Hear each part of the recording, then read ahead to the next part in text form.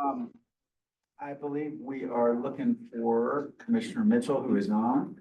Here she is. This morning, we're going to have a little presentation and a conversation with Becky Mitchell, our Commissioner for the Upper Colorado River Commission. Becky, thank you for joining us. I know your schedule is really crazy, but we're really happy to have a conversation with you. So the floor is yours, if you will.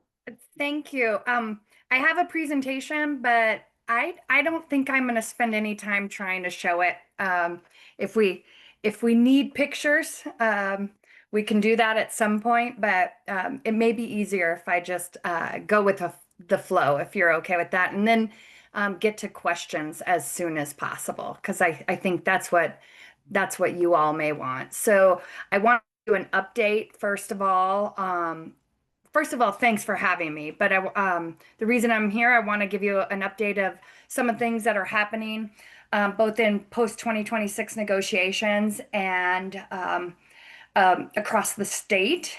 As you all know, things have been very busy on the Colorado River. The seven basin states are continuing to work to find a consensus-based solution for the future operations of Lake Powell and Lake Mead. And we all know that this is a decision that affects millions of people, particularly people on the west slope of Colorado.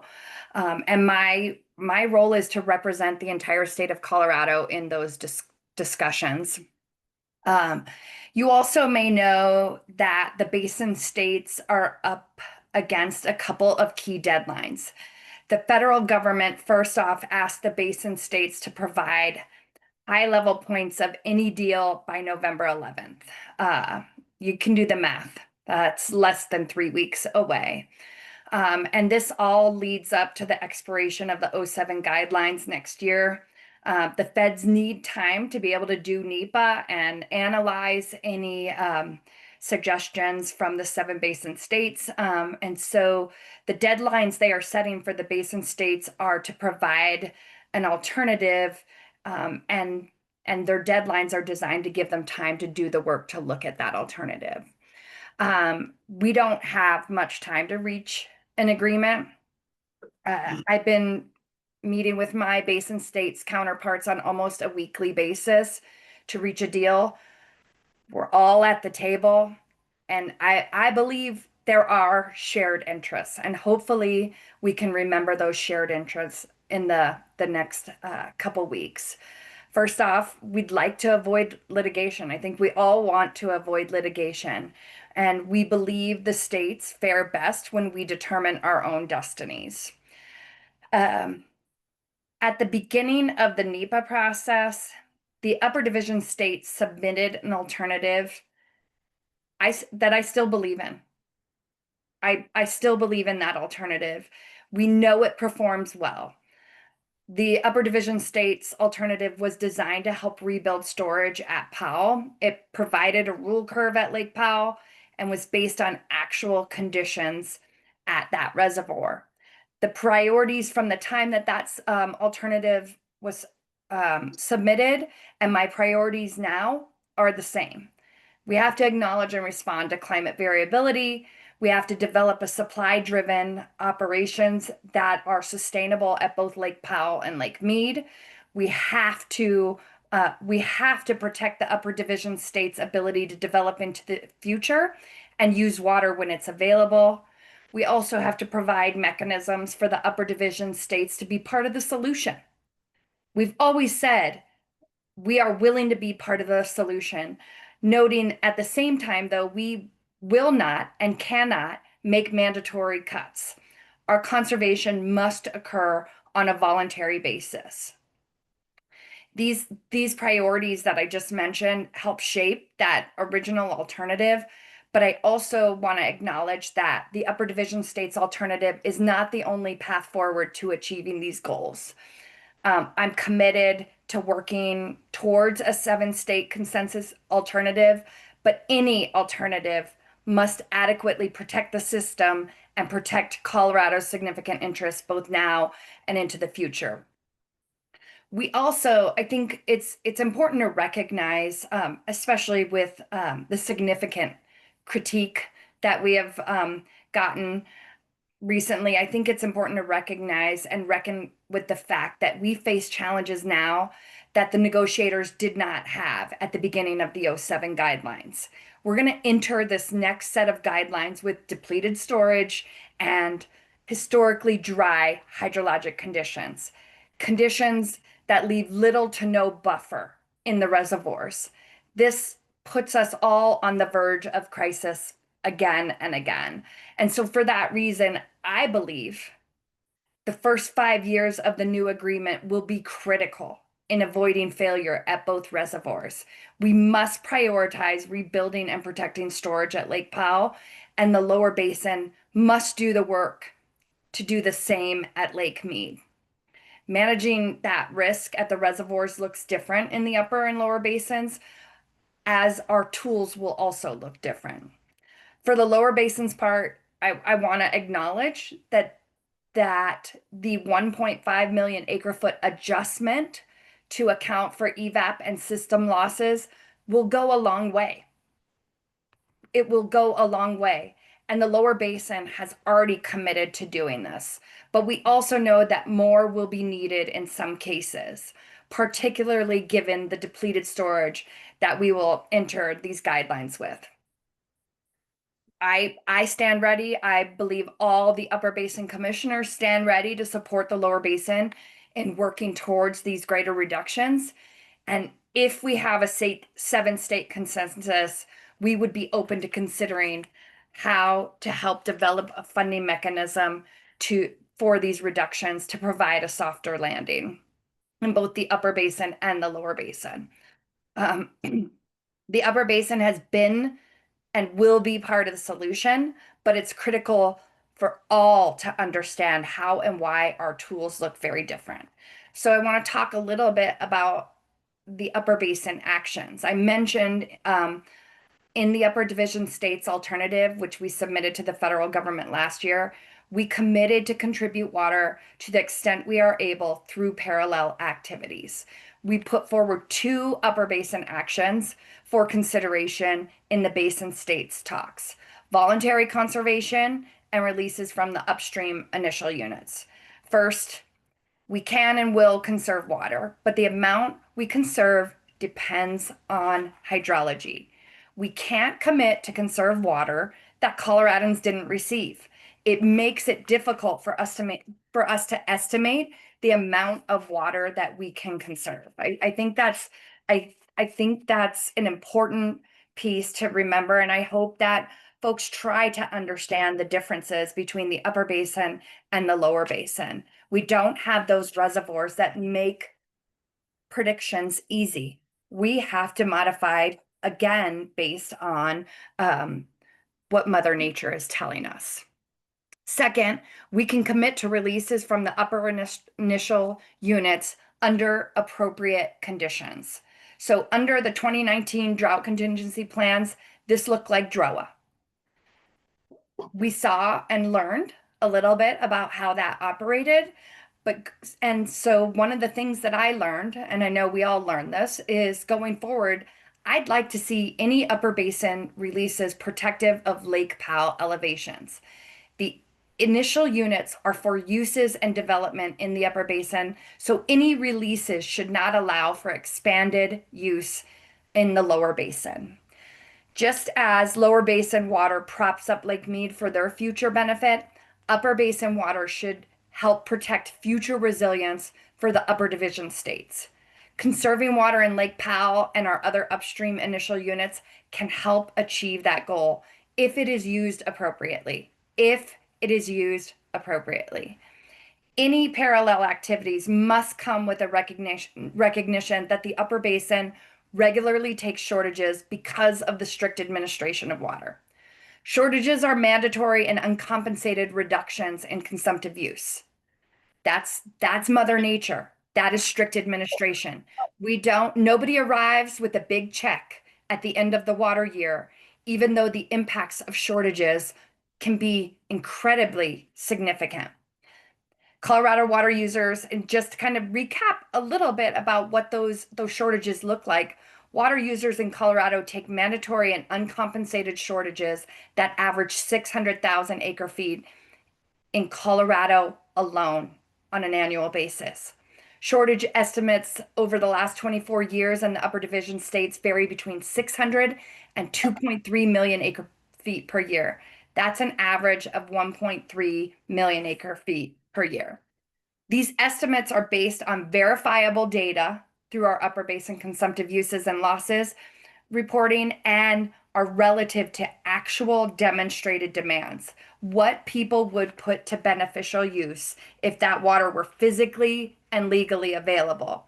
Those shortages are also indicative of what hydrology is demanding us all to do, all of us, not just in the upper basin. Those are indicative of what's happening within the basin.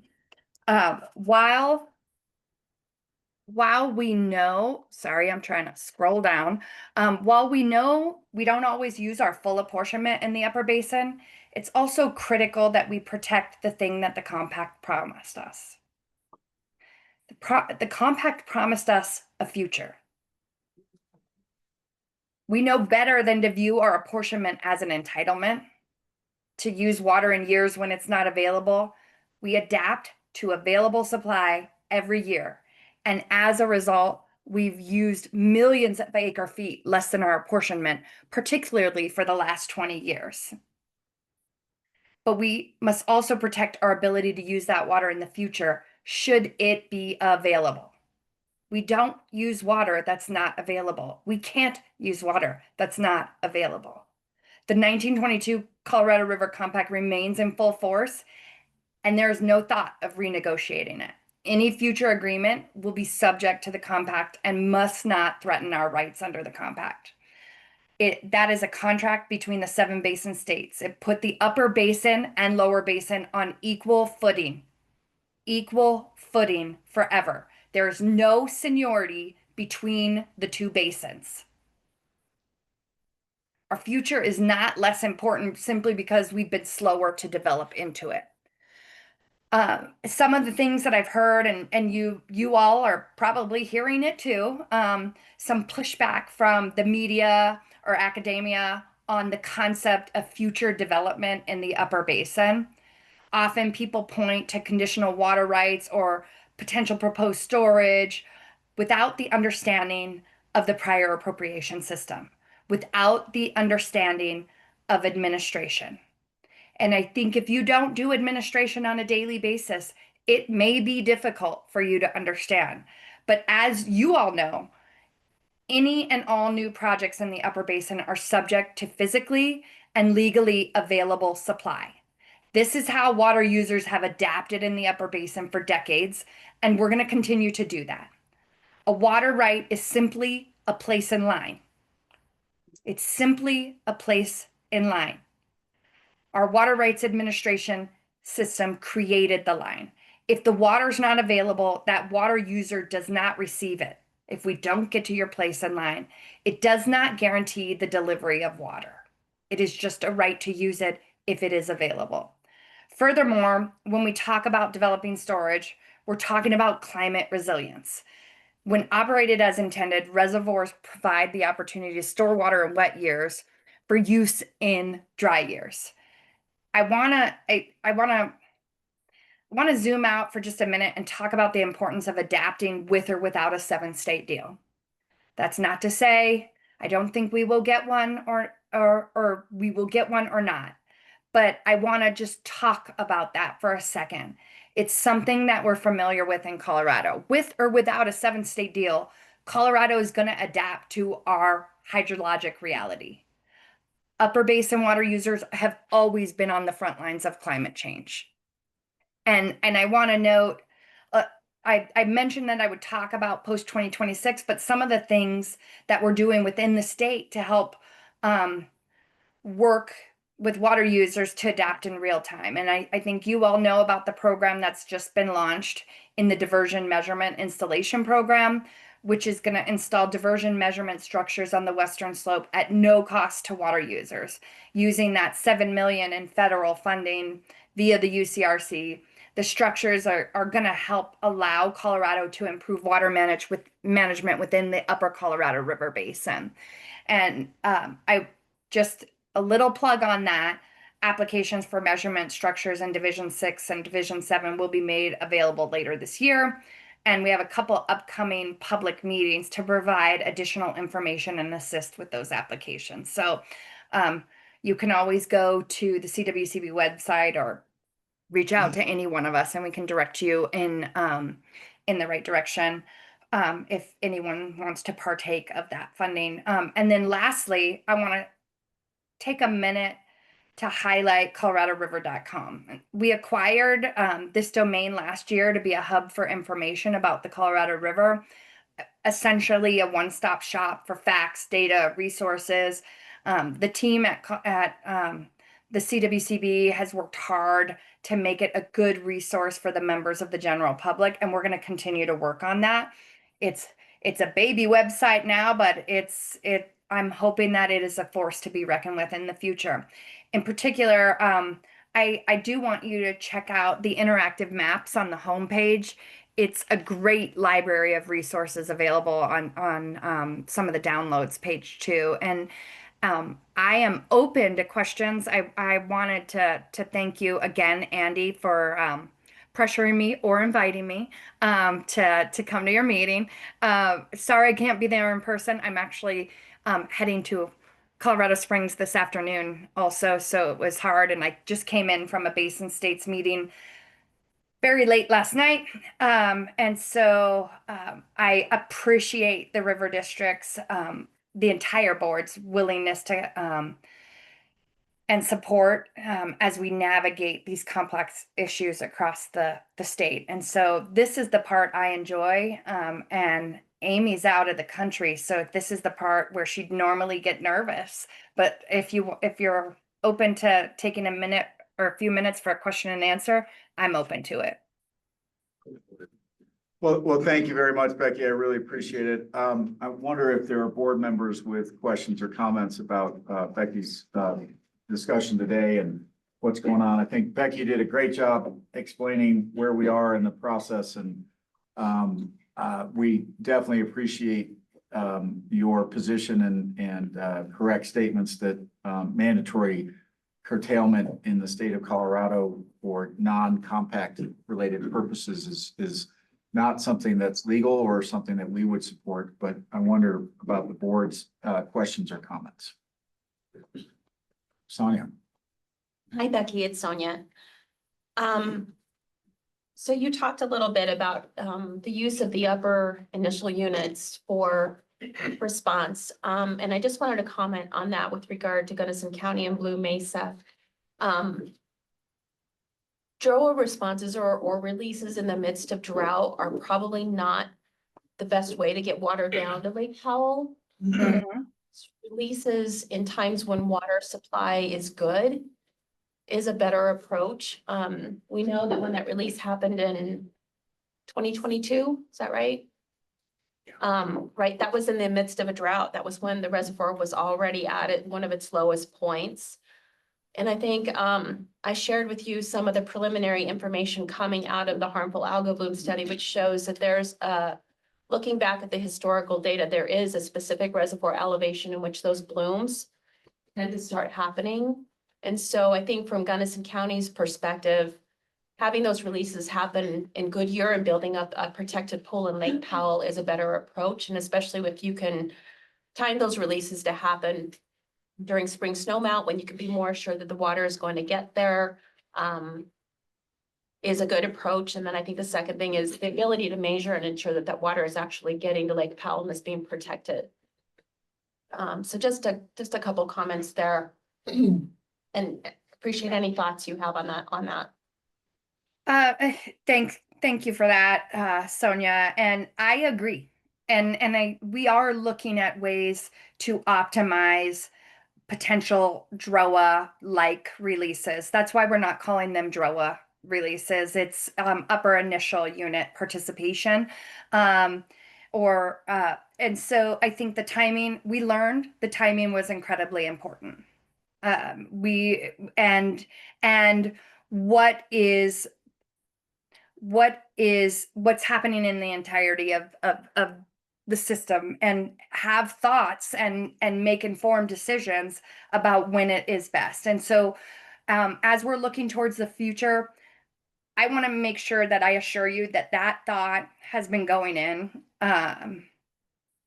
for me and the Upper Basin commissioners about how, what triggers upper initial unit releases, when do those happen, and maybe a thought about how to do it better, that we don't take action when we're only at the crisis point, but maybe there is action prior to that, so we have time to rebuild and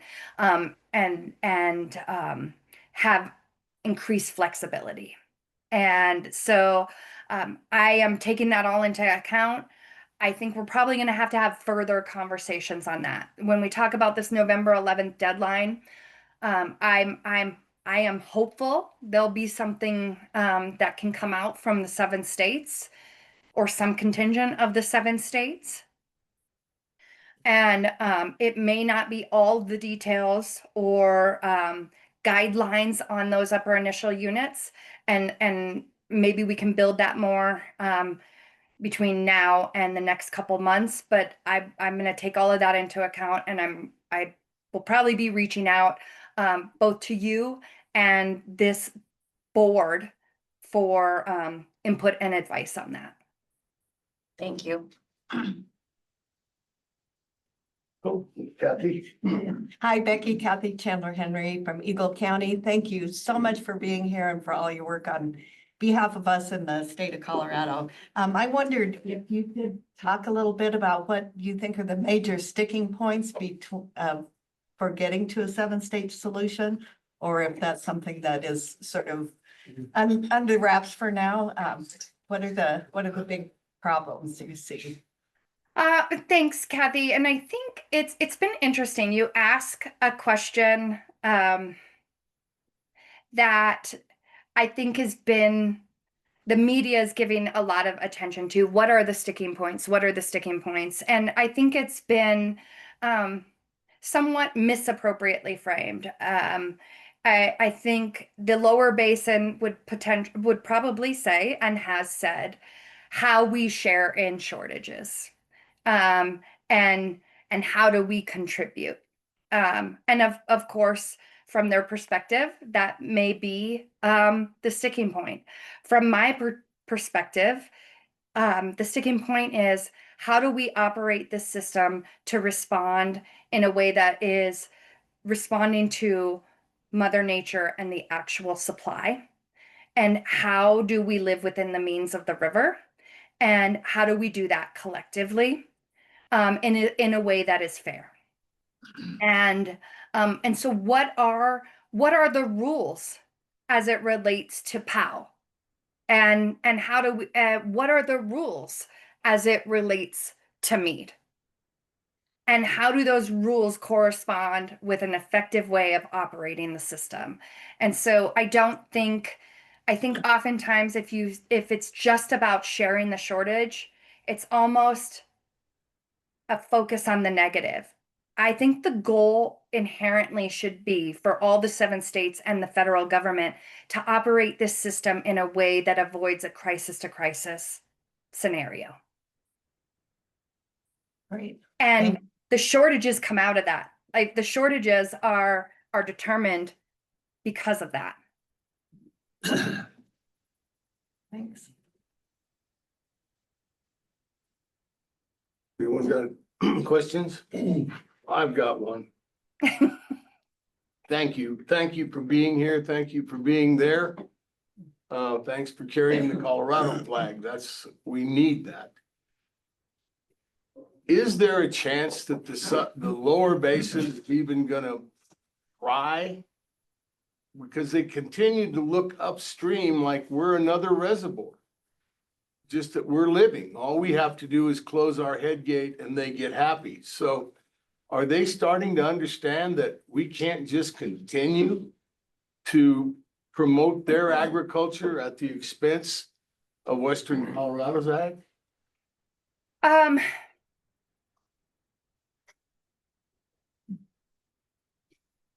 I need to be honest with you guys. I think they're gonna push on that as long as they can. I I I think inherently, um, they have to know that there is not enough up here to save them. They have to know that we cannot save them. There is not enough water to save them up here and live the way that they are used to. It's just not possible. I think there are different perceptions of what the reservoirs are for and what the intention of the reservoirs are. And I think that's been a problem. That doesn't mean we can't overcome the different perspectives by appropriate operating regimes for both Powell and Meade. There is definitely a view of the water in Powell and the upper initial units are for the benefit of the lower basin. I don't see it that way. And neither do any of my fellow upper basin commissioners. And am I happy that they feel that way? Is it something that I am comfortable with? Do I feel like it's reasonable? Absolutely not. I think it's a flawed view. That being said, I believe we can create operations that address that. I believe that smart operations with Powell and Meade can address that.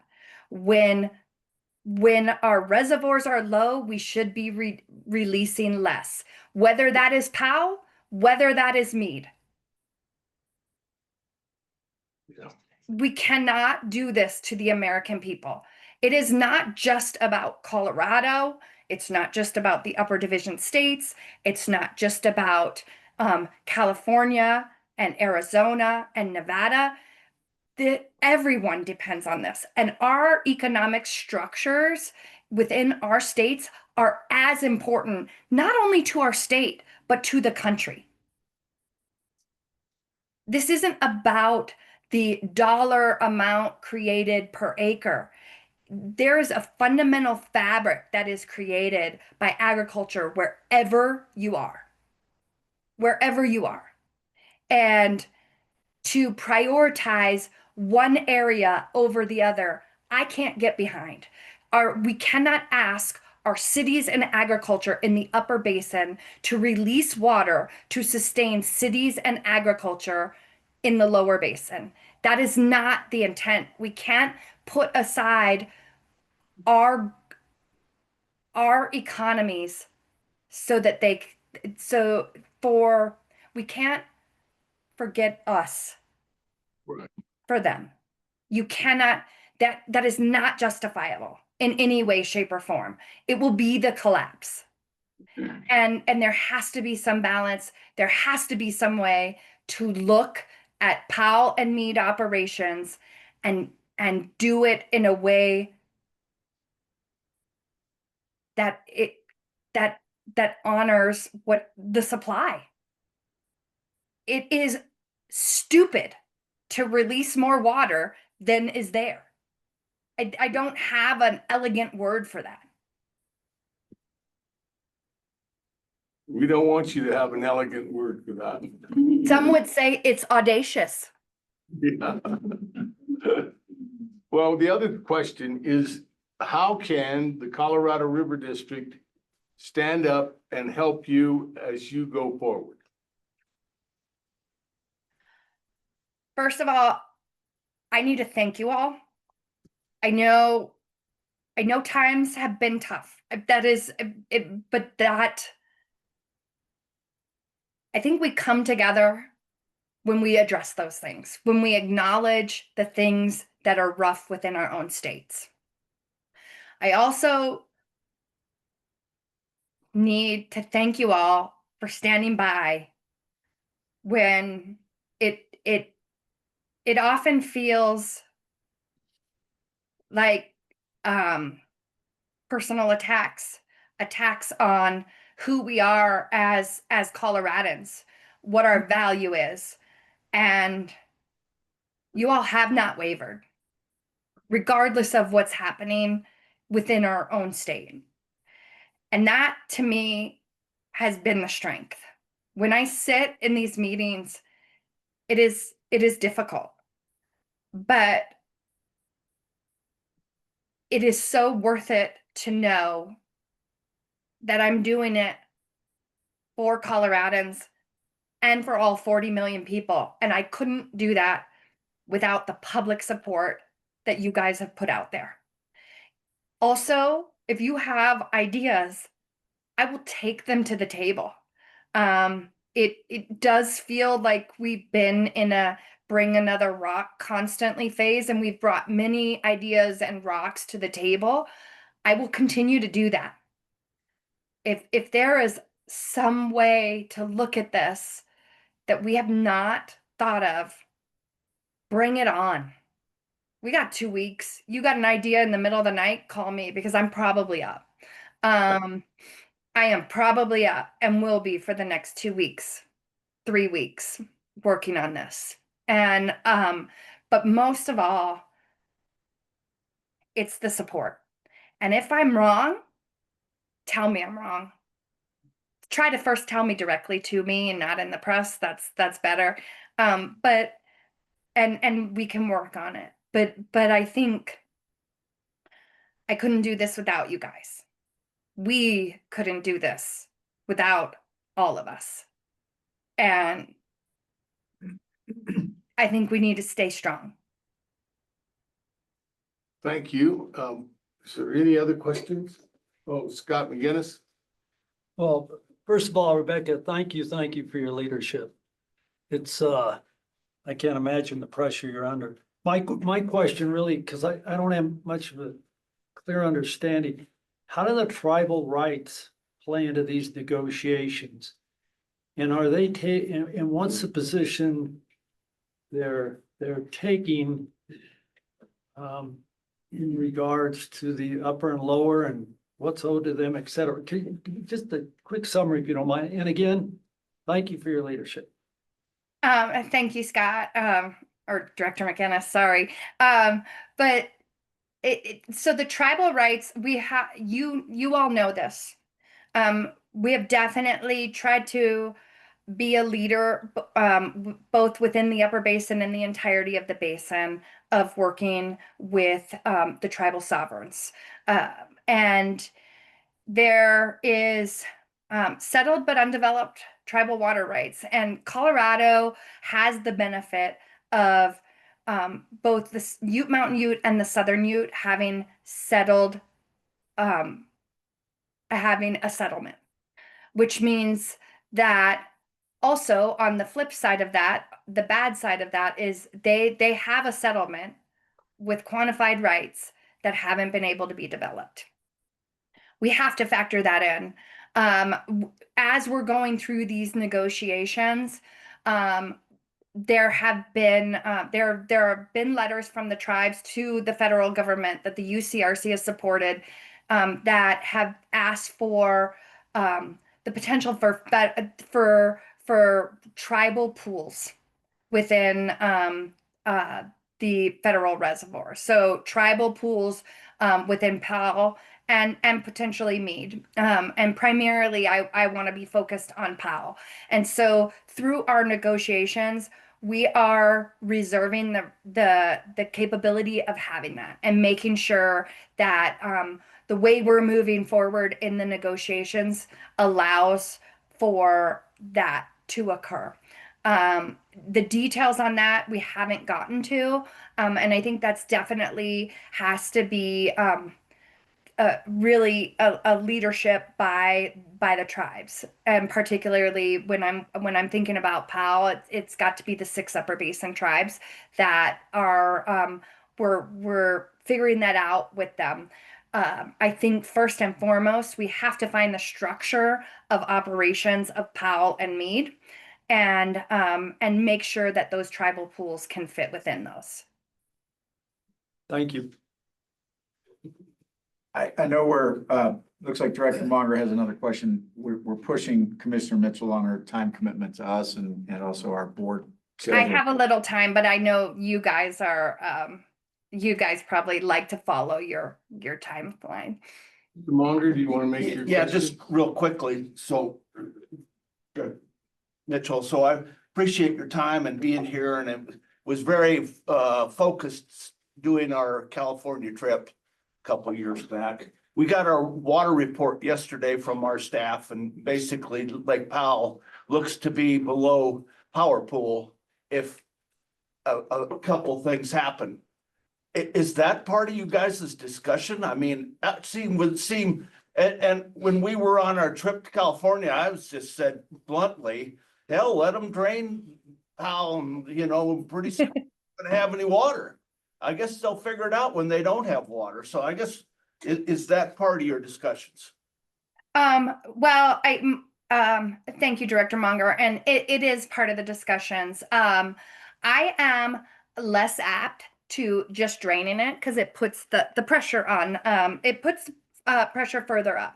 And that's just irresponsible. But I mentioned the first 5 years being so critical. When you looked at the 24-month study, they have the projections of the min, most probable, and max.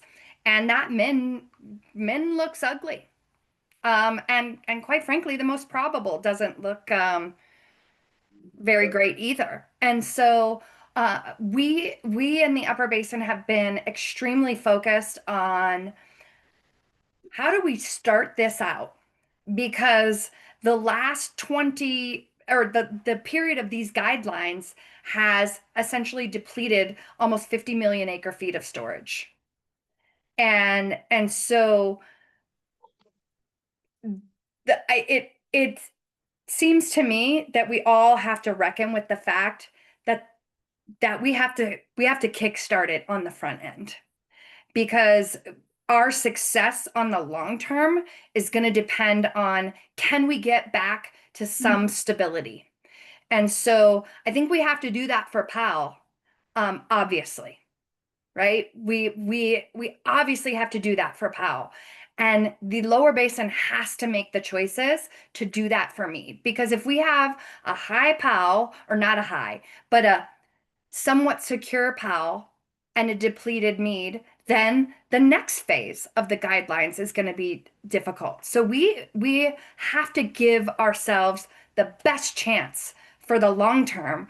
And that may be to have a rough first few years until we hit some marks that are, say, this is a safe zone, like we can go to our long-term plan.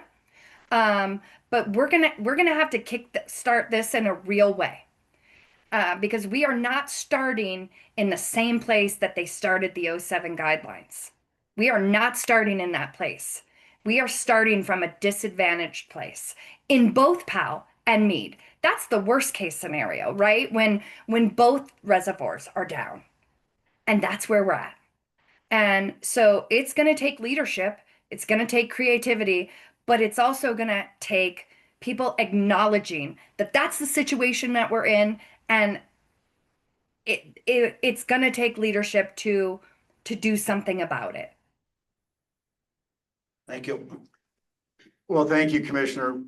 Again, we very much appreciate your efforts on behalf of the state, and appreciate your value of and understanding of our West Slope rural communities, and look forward to working with you as we move forward. So Thank you so much. And thank you to everyone in the room. Give them hell. Thank you. Oh, I do. You. Thank you. Thank you. Okay. With your permission, Mr. President, we'll go back to the general manager's report. We have a few items left to wrap up.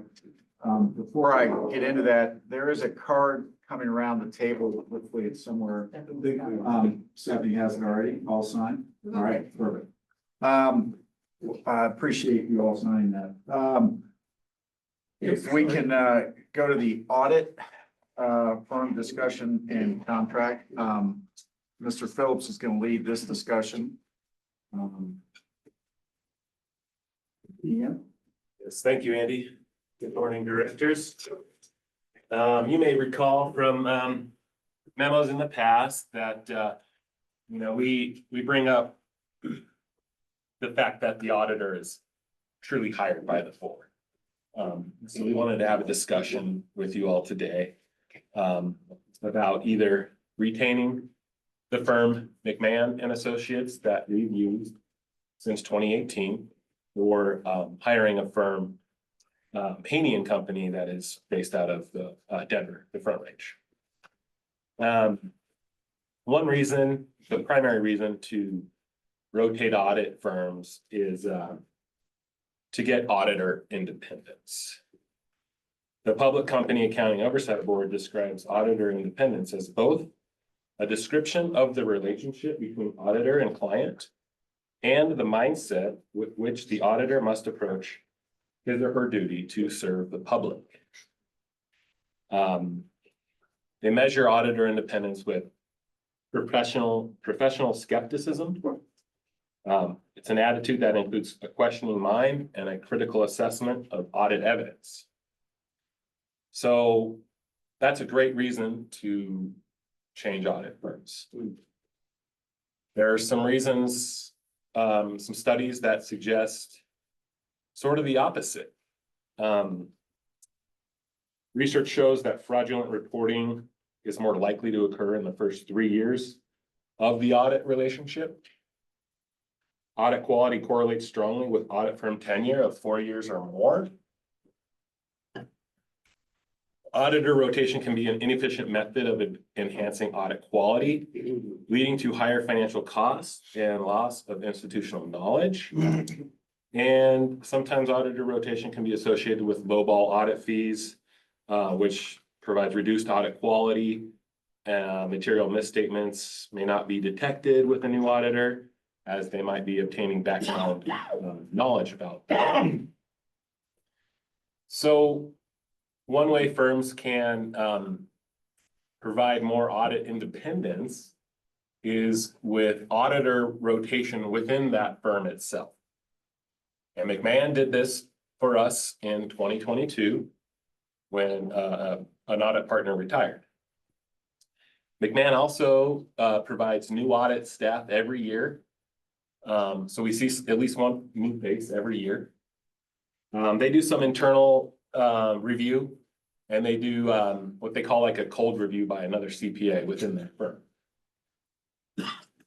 So the action today is to either retain McMahon, which is within our district, they're based out of Avon, for a not to exceed amount for the 2025 audit of $21,500, or to hire a new firm, which is on the Front Range, for a not to exceed amount of $33,500.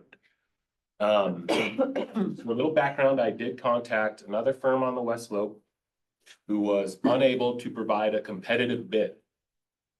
So McMahon seems to be the most competitive bid on the West Slope for us. There's another firm I contacted on the Front Range who couldn't provide a bid because they just don't have capacity to take on any new clients.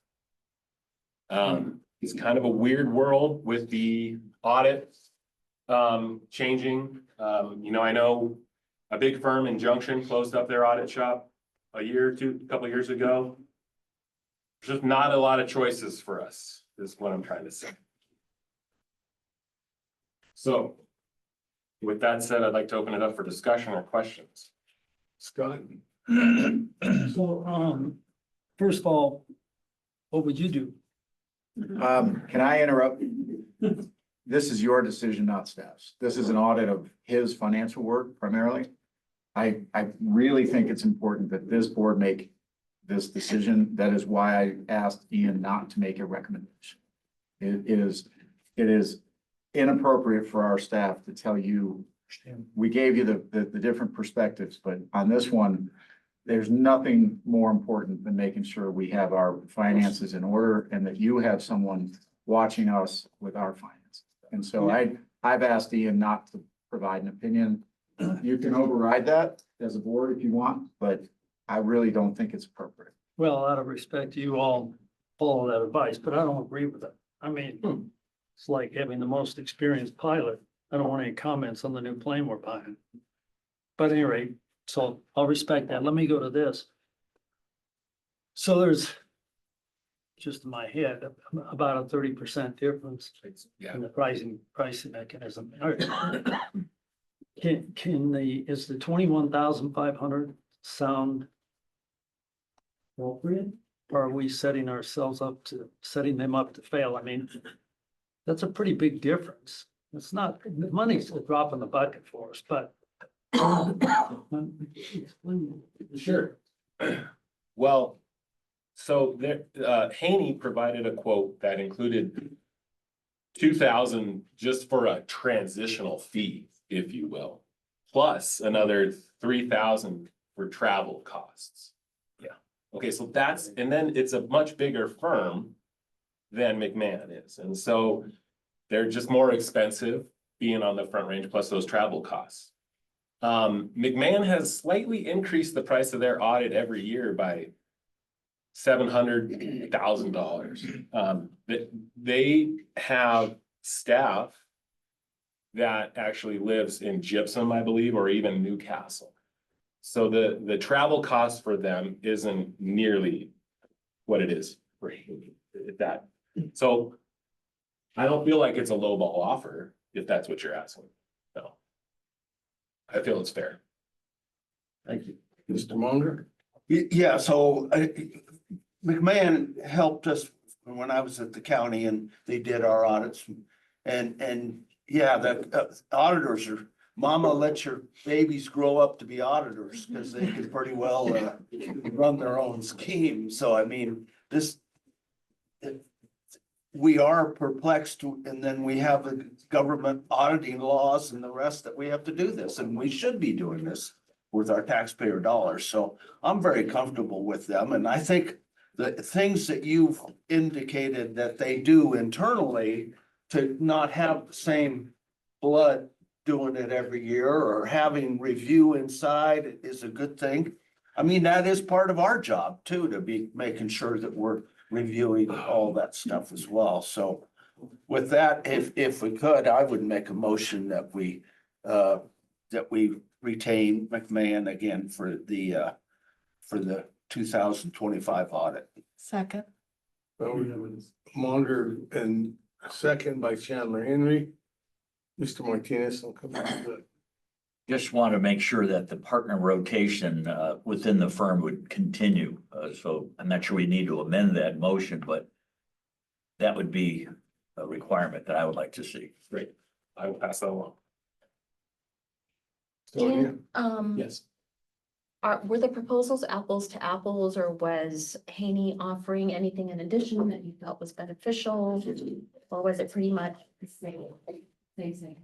Yeah, it's pretty much the same, really. I don't think there was any additional level of review that they were gonna provide or anything like that. It's hard to say, not really knowing what their approach is. Cause I've never worked with them before, but from what they provided, no, there was nothing apparent that was gonna be an additional review. Okay. Thank you. Ma'am? I would prefer McMahon as well, because I don't see why we would be paying for another firm's travel expenses when we don't have to, as well as a transfer fee that's $5,000 for nothing. I support the motion.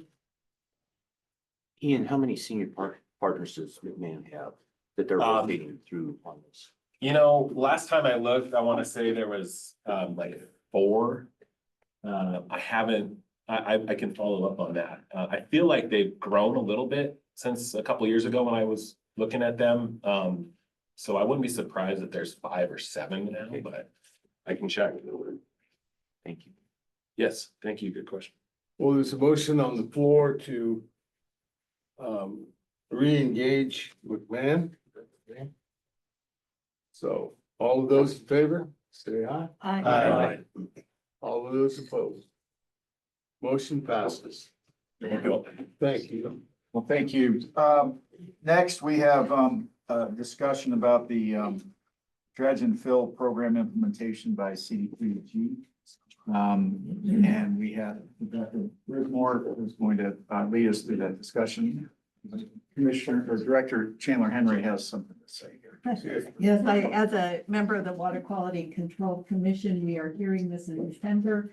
I don't believe there's the conflict of interest, but just to be safe, I am going to recuse myself from the discussion so that there is no question when I hear the file, in December. Thank you. Thank you.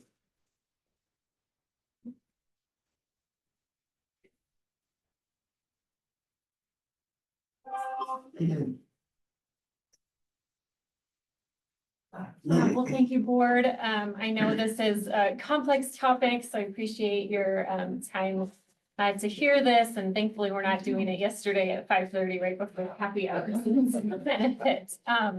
And if you have any hard questions, Bruce and Jason have been helping me with this. You can direct all of those questions towards them. But last time I talked to you guys was in April, at the April board meeting to give an update on the development of the Regulation 87 dredge and fill proposal or statute. And that is continuing. We have been continuing to be involved in those stakeholder sessions that have happened throughout the year and providing our comments and thoughts on the developments of that draft regulation to ensure that, you know, projects on the western slope can continue without too much regulatory burden and oversight, and to make sure that's a fair regulation. We've provided a lot of comments and happy that a lot of those comments have been considered and heard by the Water Quality Control Division, and they've accepted those and made changes. But there are a couple remaining concerns that we have in this regulation, and so we are going to be a party in this rulemaking hearing, as you heard from Peter yesterday, and we have submitted a pre-hearing statement for that rulemaking hearing, which will happen in December. So just to kind of go back to April, when I talked to the board about some concerns that we had, there was one concern that we were able to get addressed with the Water Quality Control Division, and that was in regards to the recapture provision language. You may recall that we discussed how this recapture provision language that was copied over from the federal guidelines in the program essentially creates a potential exemption to the exemption. So you may have a project that falls under an exemption, but due to the recapture provision, it's pulled back in due to some changes in water movement. We were concerned about the potential for ditch piping and lining projects to fall under this recapture provision and therefore not be exempted in the program, even though we thought that the intent of the division was to have those projects exempted. And through our discussions with the Water Quality Control Division, we were able to get that language specified in the regulation that ditch piping and lining projects are not captured under the recapture provision and therefore exempt.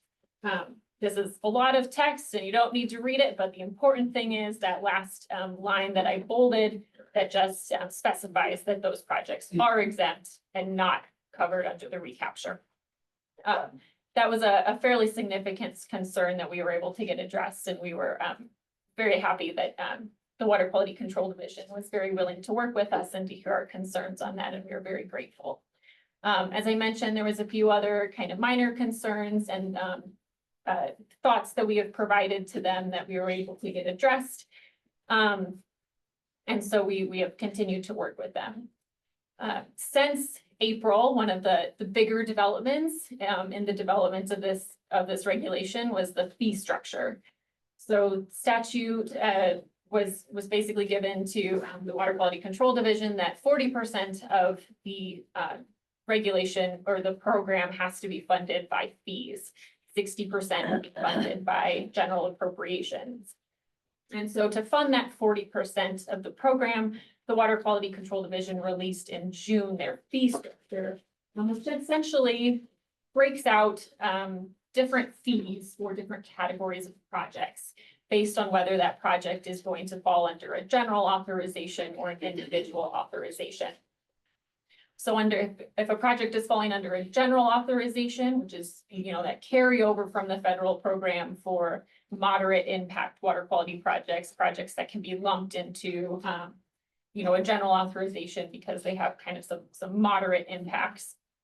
Those projects fall under three categories. The first category is general authorizations that do not require pre-construction notification, and those projects will not have a fee associated with the division's program. That's because there's no pre-construction notification required, so the division would not even necessarily know that these projects are happening, and would not have to know they're happening. And then the next tier is that subsection A that's included in this table that is within the regulation. And these are for general authorizations for projects that do require pre-construction notification, but are not large enough in scale to require compensatory mitigation. They're under the threshold for acreage where they don't have to go create new wetlands or buy wetland credits and mitigation bank. And for these projects, there is a $4,320 fee for the authorization per year for the project. And then the next category is under subsection B. This is again for general authorizations, and it's pretty much the same. It's for general authorizations that require the pre-construction notification, but they also require compensatory mitigation, and that fee is bumped up to $9,000 per authorization per year. There is a caveat here. One major concern that stakeholders brought up in this process was that for voluntary stream restoration projects that don't fall under Army Corps jurisdiction, but would fall under the state's jurisdiction, are usually working on some pretty small shoestring budgets. And so, this $4,000 fee for a voluntary restoration project could be pretty damaging to the ability to get this project done. And so in working with stakeholders, the Water Quality Control Division did create another subset that's under that subsection E for any voluntary stream restoration projects. They will only be required to pay $500 per authorization per year. And then the last category is for individual authorization. This is, of course, for those larger projects that require a more formal, extensive review by the division. These projects will face a $9,000 per year fee once that authorization is established. However, during that review process, there is also a $180 per hour fee. I think there's still a little bit of confusion on how those are applied, whether that $180 per hour is per staff hour, whether it's for agency hour.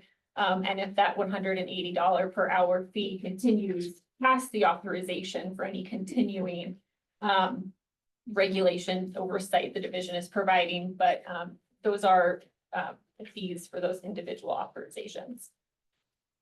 There are a lot of concerns with these, as you can imagine.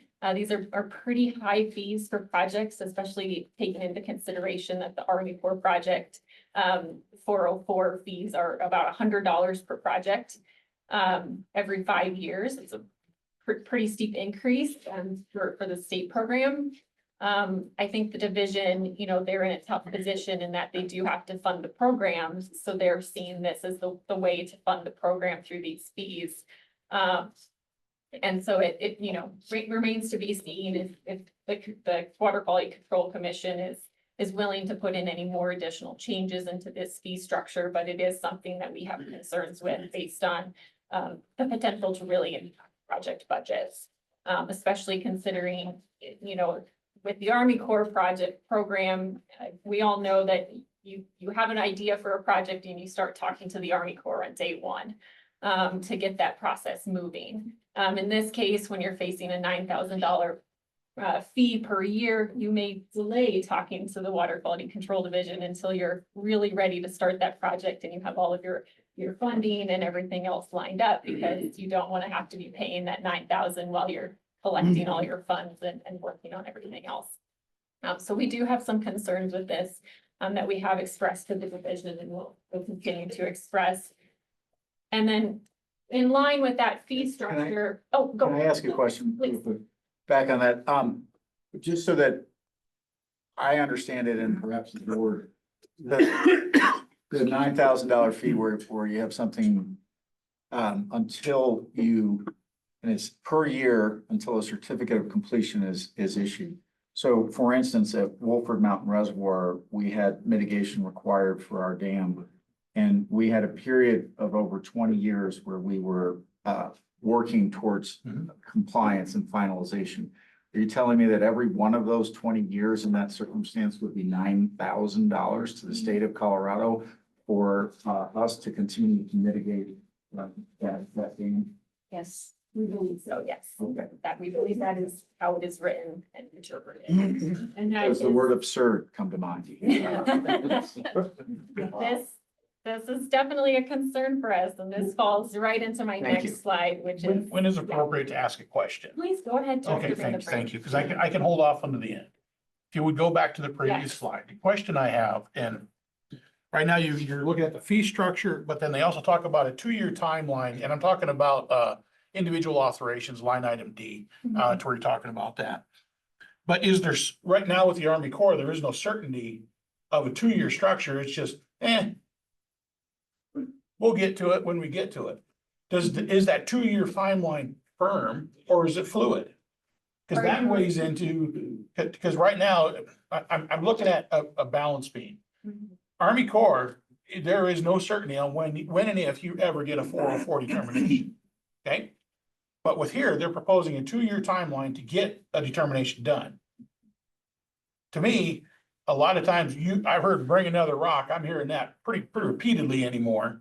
And we've got semi trucks loaded with them. But Army Corps keeps bringing back a rock with no certainty on the end line there. That costs you more for your consultants to keep bringing these rocks forward, to keep bringing your attorneys in, to keep bringing everybody in. But then, is there certainty? Have they just expressed certainty to that 2-year timeline there? There is language in the regulation that they Correct. have to create. They have to either approve or deny a permit within 2 years. Correct. Okay. And then that's the portion I'm looking for. But the other part of it is Army Corps right now doesn't have any timeline for when and if they do issue a challenge, a thumbs up or thumbs down, to where it's open to legal challenges. That weighs into your cost of the project as well. Is there any certainty with CDPHE or whatever the state's doing with Reg 87 to where, is there a 60-day, 6-year, 60 years? I mean, what's the time frame for legal challenges? Is it open-ended or is it closed? Because if there is, there may be value to the 180 an hour and 9,000 that I'm not saying agree with it, but I'm saying there's kind of a balance being there to where maybe there is some balance to this thing a little bit that we're not fully looking at. I don't believe that there is any timeline for any follow-up legal challenges, but I can look into that and get back to you, Director. Okay, Sonia? I've been doing some research and reaching out to different consultants who manage or help folks get permits and stuff. And one of the things that I've heard is that, and I won't mention the consulting companies, but that the actual number of estimated permits that the division said they thought they would handle in a given year is the same number of permits that this one consulting firm did in 1 year. So they feel like they have grossly underestimated the number of permits that they would be managing and therefore have grossly overestimated or created this fee structure. So I thought that was interesting. Yeah. Thank you. I agree. When we heard that estimate at the last meeting, Sonia, the number, and that number jumped out at me as like drastically too low. And I do think we have to keep in mind, this is Sackett Water. These are the projects that the Army Corps is not handling. These are the projects that fall under the Sackett Water. So I'm wondering, has Water Quality Control Division or anyone built a matrix? Because this, even for someone who's pretty well versed in the permitting process, these temporary authorizations and the individual authorizations and a consultation and, you know, what gets exempted, has a matrix been constructed that says if this, then this, and if you're operating in this kind of water, here's the process you have to go through? Has that been done yet? Has anyone built something like that? No, and I think that would be a really helpful item for them to create or to give some clarity. I think the direction that they have given it is for the project applicant, they should talk to the Army Corps first. If the Army Corps says it's not jurisdictional for It them, falls under second, talk to the state. and we'll figure out if We'll it needs figure to it be out then. regulated. Yeah. And so my other thought is, and this is more of a comment that you can bring back to a meeting, is this fee structure to me feels like something that would encourage someone to not go through the correct steps to protect the water resources that they're interested in protecting. And again, I'm working in a state right now that has a parallel path with the Army Corps in Oregon. And basically farmers and ranchers just choose to ignore it because it's a very similar process with fees and a lot of questions about who does what and who regulates what. And it just gets ignored. And if I'm a project manager and I'm looking at this fee structure and I'm paying $4,300 for a temporary authorization, I'm hoping that they're handling some level of design or BMP planning or providing something other than just a piece of paper and a phone call. Thanks for those comments, Director Dennison. Mr. Monger. You know, listening to Alden, your Director Vanderbrink yesterday about the natural catastrophe and the Lee fire and the rest.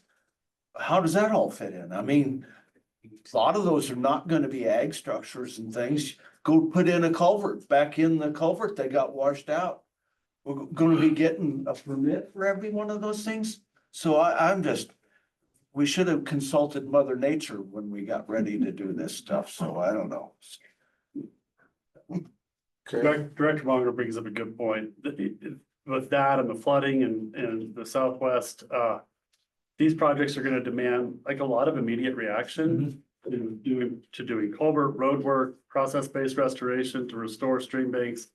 And if you're messing around and having a very unclear process, a lot of this is gonna fall under Sackett waters because it's gonna be on federal streams that really aren't carrying water very often, so.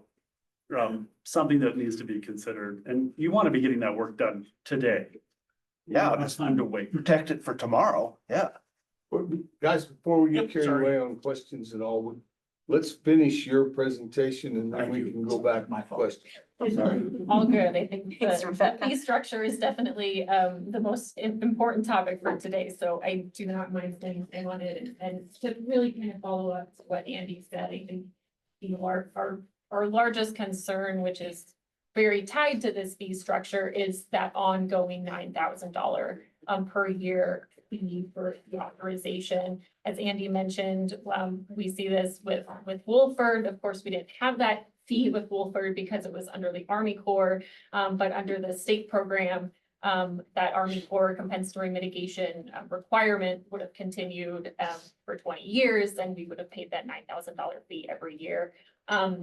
That's baked into this regulation with the ongoing authorization requirements, that water supply or hydroelectric projects that have this ongoing operation are also part of the dredge and fill authorization, and that therefore the division is regulated and require these different actions, terms and conditions, and the fee, which is really our highest concern.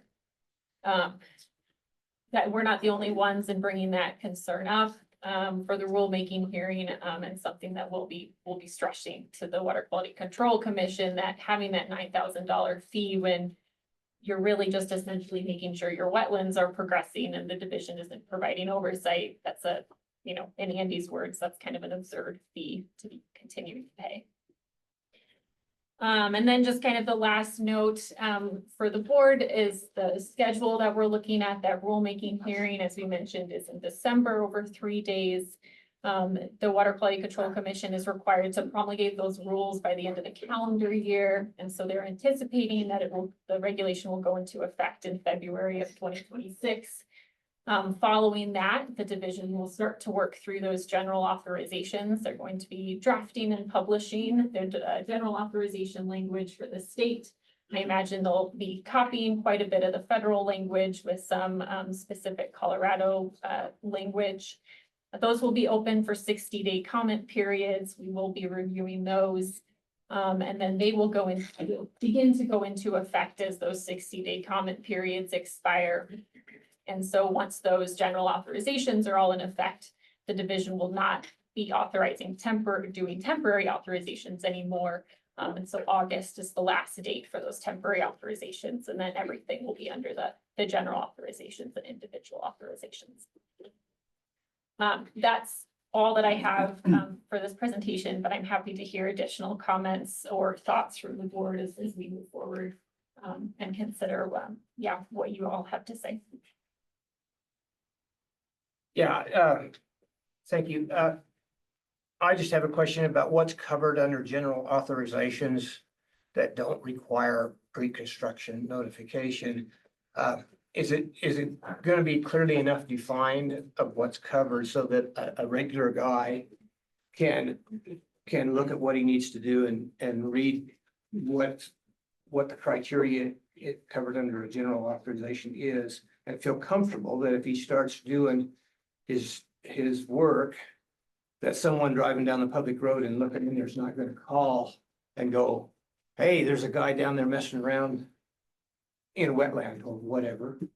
And so then you're worried and you get 2 hours of free consultation, but that's like asking a barber, do I need a haircut? If you call. And so I'm really thinking about regular guys who go, man, I need to fix that situation, my ditch. Really clear definition, so I can read it and go, okay, I can do that without worrying about getting turned in and then having a guy show up and go, hey, you're in trouble. So, Yeah, thank you for that direction. I think that's a really good thing for us to keep in mind when those general authorizations are released next year. For us to be reading those, make sure that they're clear language and by the general public. Yep. Director Gray, I will tell you that Bruce's eyes glazed over when he read the current document, so an attorney can't understand it easily. I'm not sure. This is Don't saying know public attorney will be- likes reading this. Yeah, that's what we don't want. One of the other things that came up when my district submitted comments, Rebecca, was there's a section in there that talks about individual authorizations and the ability of the division to consider any upcoming changes to water quality standards in that individual permit. I see that as what's the wording? An expansion of their authority that's not authorized. So if you're taking a water quality control division process and saying that there's upcoming changes and standards that you're gonna take into account. If we're trying to just replicate the core program, that's not replicating, that's expanding upon. It's bringing in those things. So what does a change mean? Is if there's a change coming in a year and it hasn't been promulgated, are they gonna extend your authorization another year and therefore you have to pay another $9,000 until that rulemaking comes in on a water quality standard or not? And so I think that was one other area that hit me that I felt like they're wrapping in things that they probably shouldn't be wrapping into those individual permits. If the goal was to replicate the core program and not expand it, is that an expansion of what they were authorized to do? So just, I would be very interested in what Jason. Well, I think a lot of this goes to the fact that they're trying to roll in their 401 certification process into this, which I understand, but it leaves a lot of nuances there. And I think you're correct, Director Chavez, that could use certainly some clarification about how that's going to fall in. That is the exact reason that we had concerns about CDPHE being the home agency for this and not, another Department of Natural Resources arm like CWCB that already knows the waters of the state, and it's a separate deal like it has been for water quality. Mr. Vandenbrink, you. Yeah, I did. I look at this program right now and I'm still looking at it cross-eyed. And I look at the federal program, totally blind, because there's a reason WOTUS as it is has been challenged and changed for the past 20 years as it has. And there's a reason Colorado's doing what they're doing because WOTUS has changed so much. I understand that. I still don't agree with it. But I see this program gonna be it's never gonna be clear. It's always gonna be confusing because that's exactly the way the program is set up to be. And it's going to be that way. And they're gonna make rules as so they see fit. That's what's gonna happen. But I ask, Commissioner Director Munger brought up about culverts and things like that. I haven't read about a maintenance component as part of this regulation either yet. Army Corps has a maintenance program to where if there's a bridge that's dilapidated across the river, you can get a maintenance contract that's typically a very short form within 90 days, have it done, and you're doing maintenance through that thing without having to go through the whole 404 program. I haven't read that yet within Reading 87 about the maintenance component. And the other part is they know that WOTUS, the new rules for WOTUS is unknown right now. They don't know what they're doing, they're just doing. And the new WOTUS rules are set to be released any day. And this will be open for public comment on the federal scale. So they're making rules under the knee-jerk reaction again that they don't know what WOTUS is gonna go or what's it gonna contain in it.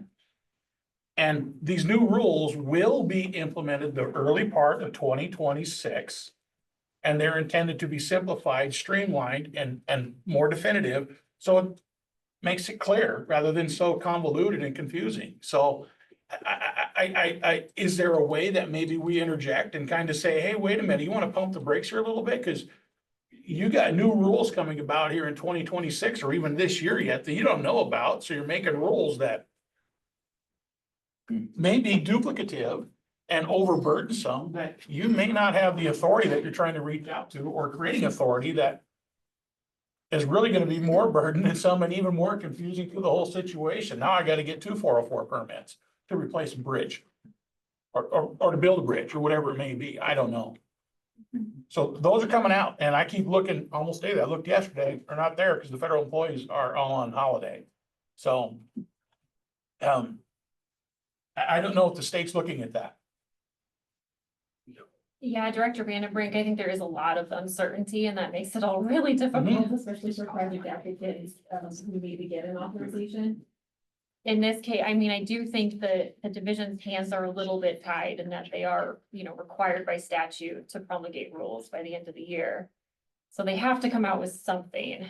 And I guess to add on to that too, our view of what statute required them to do was to essentially fill the gap, to not try to step on the Army Corps' toes or, duplicate the process, but essentially only require permits for what would have been required under SACA that the Army Corps is no longer covering. So I guess our hope would be that if the Army Corps regulations change, that the state would not ever try to require permits for things that the Army Corps is already requiring permits for, that there should not be a duplication. That's how we would see it and we would hope it would be. Well, hope is what I do as well, but that's not where it intends to go. The other part of this is, and you've heard me say this before, this is an overarching to where. Let me back up here a moment.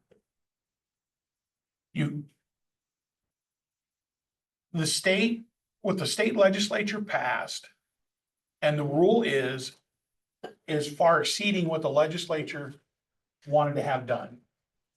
At least that's how I interpret it. And now where we're going, they are not asking or informing the legislature of what they're doing, recognizing that, hey, there is new rules coming here that might change our program. But they're not even giving the legislature or legislative committee an opportunity to weigh in on their rules as they compare to what was adopted by our state legislature.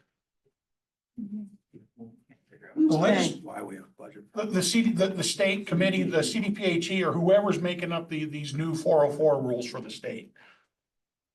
what the legislature created and what is now being done, that's not the same. Not the same at all.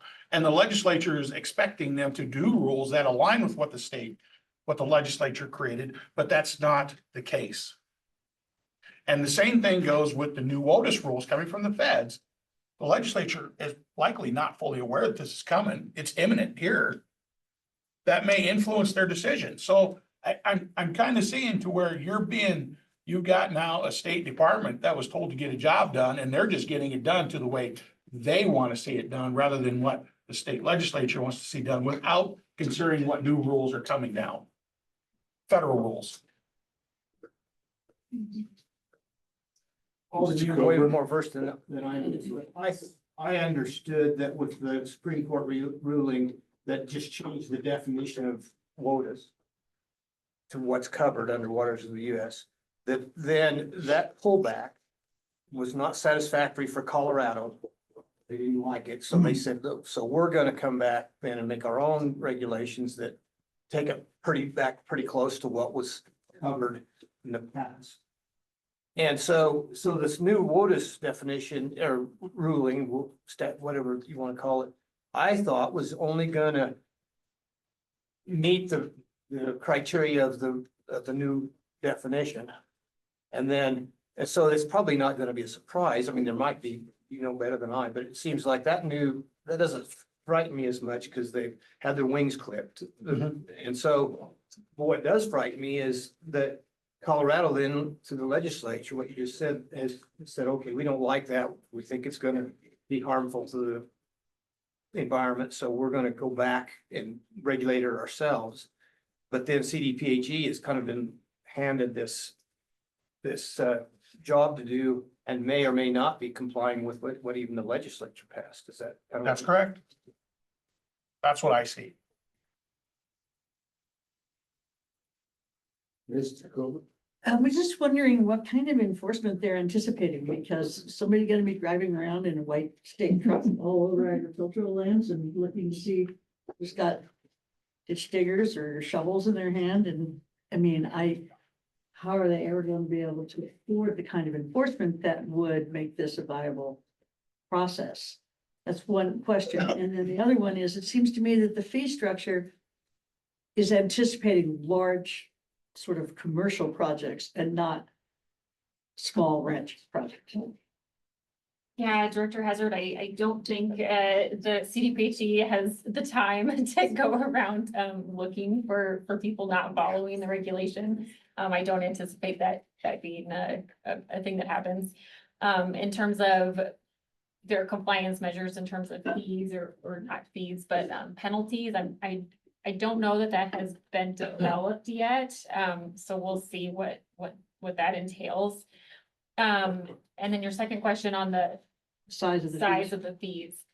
Yeah, I mean, luckily for ranch projects, most projects are gonna fall under exemptions. You know, if you wanna dredge a stock pond, that's exempted. If you're trying to do maintenance on a ditch, that should be exempted. So there are pretty expansive exemptions for ranching and farming operations. However, we agree that those fees are very hefty. And so even for municipalities, those could be pretty burdensome, and especially for smaller operations, or if there is a ranch that does have a project that falls under these authorizations, it's definitely a burdensome fee.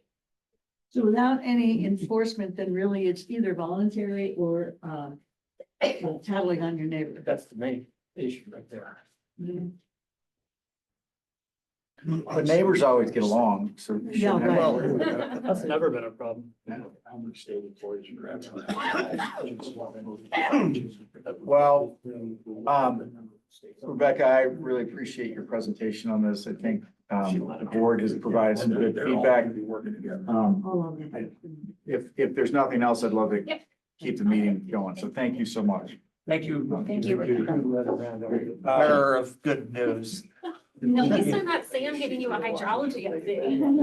The next item on the agenda is just a strategic plan update that was provided in your packet from Audrey Turner and Amy Moyer. there was no intended presentation, but if anybody had questions, I know you and Audrey are available for questions, or they can provide answers, but if nothing else, then we'll keep moving forward. Oh, I'm sorry. Andy, will they be updating the policies to be replacing those in the CFP program? Because I noticed some of the older things are referenced in there. Yeah, we will, we will, it'll be a little bit of a process, but yes, we will update all of our written material to reference our current strategic plan rather than. Okay. And next item, is a service anniversary, which is hard for me to imagine because I served yesterday. Brendan Langenhausen, is being recognized by his, media supervisor, Audrey Turner, for 5 years of service here at the River District. So, yeah.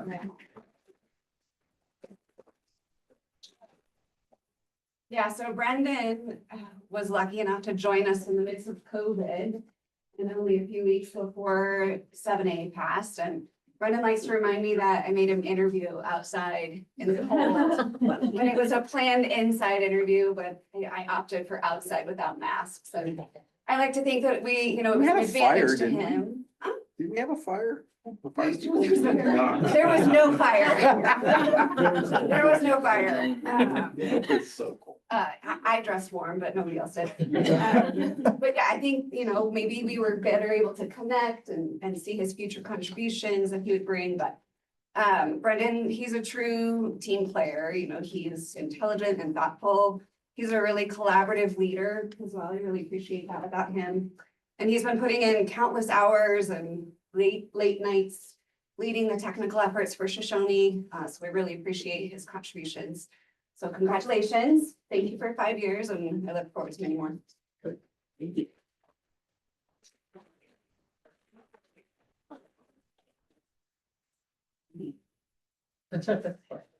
Yeah, well, thank you so much. And Brendan, we really, really enjoy having you on the team. The contributions Brendan makes are truly remarkable and really have helped elevate the work of the district. So thank you.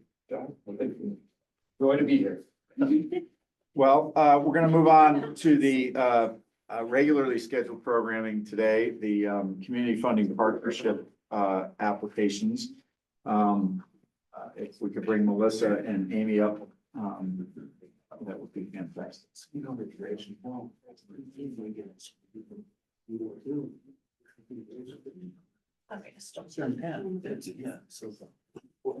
Have a, I guess, a program update and then discuss it. Okay.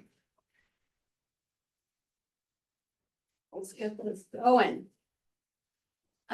Today we have a little bit of a different CFP presentation for you all. We don't have any formal requests from external grantees.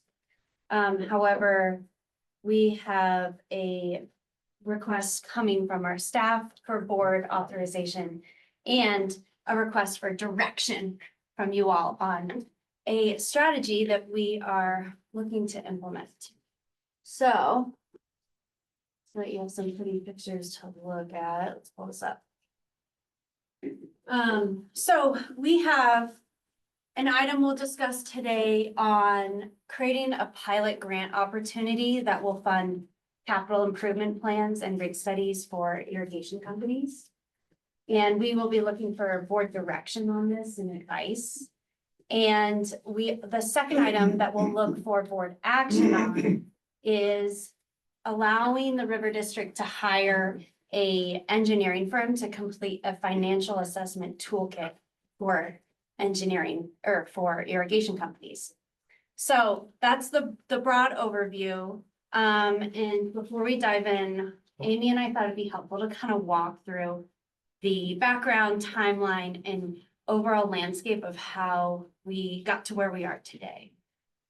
And I'll just add a quick reminder of, it's been our standard practice when we bring a CFP funded application or request, even if it's under the authority we have under our general manager's authority to approve projects. If it's a staff proposed project, we've brought it to the board for authorization, no matter what the dollar amount is. So that's been our standard practice.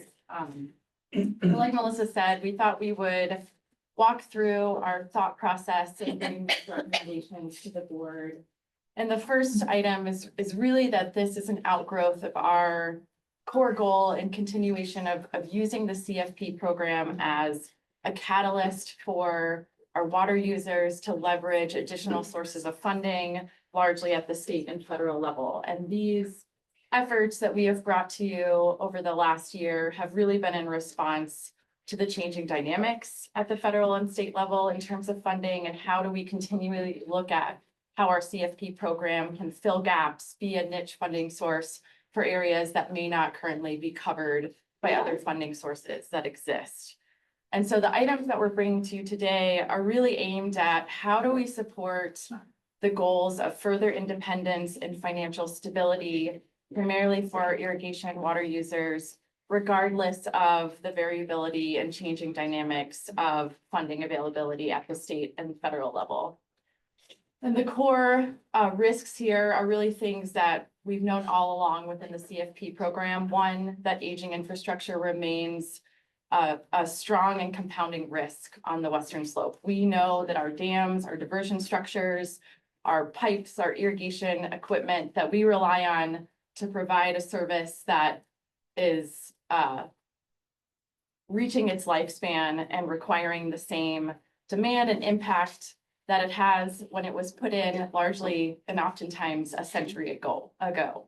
And so many of our infrastructure, it's reaching its lifespan, it's requiring increasingly expensive repairs or replacement costs.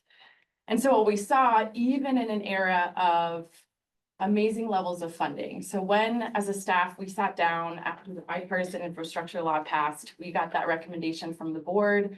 How do we make best use of this once in a generation funding that was online?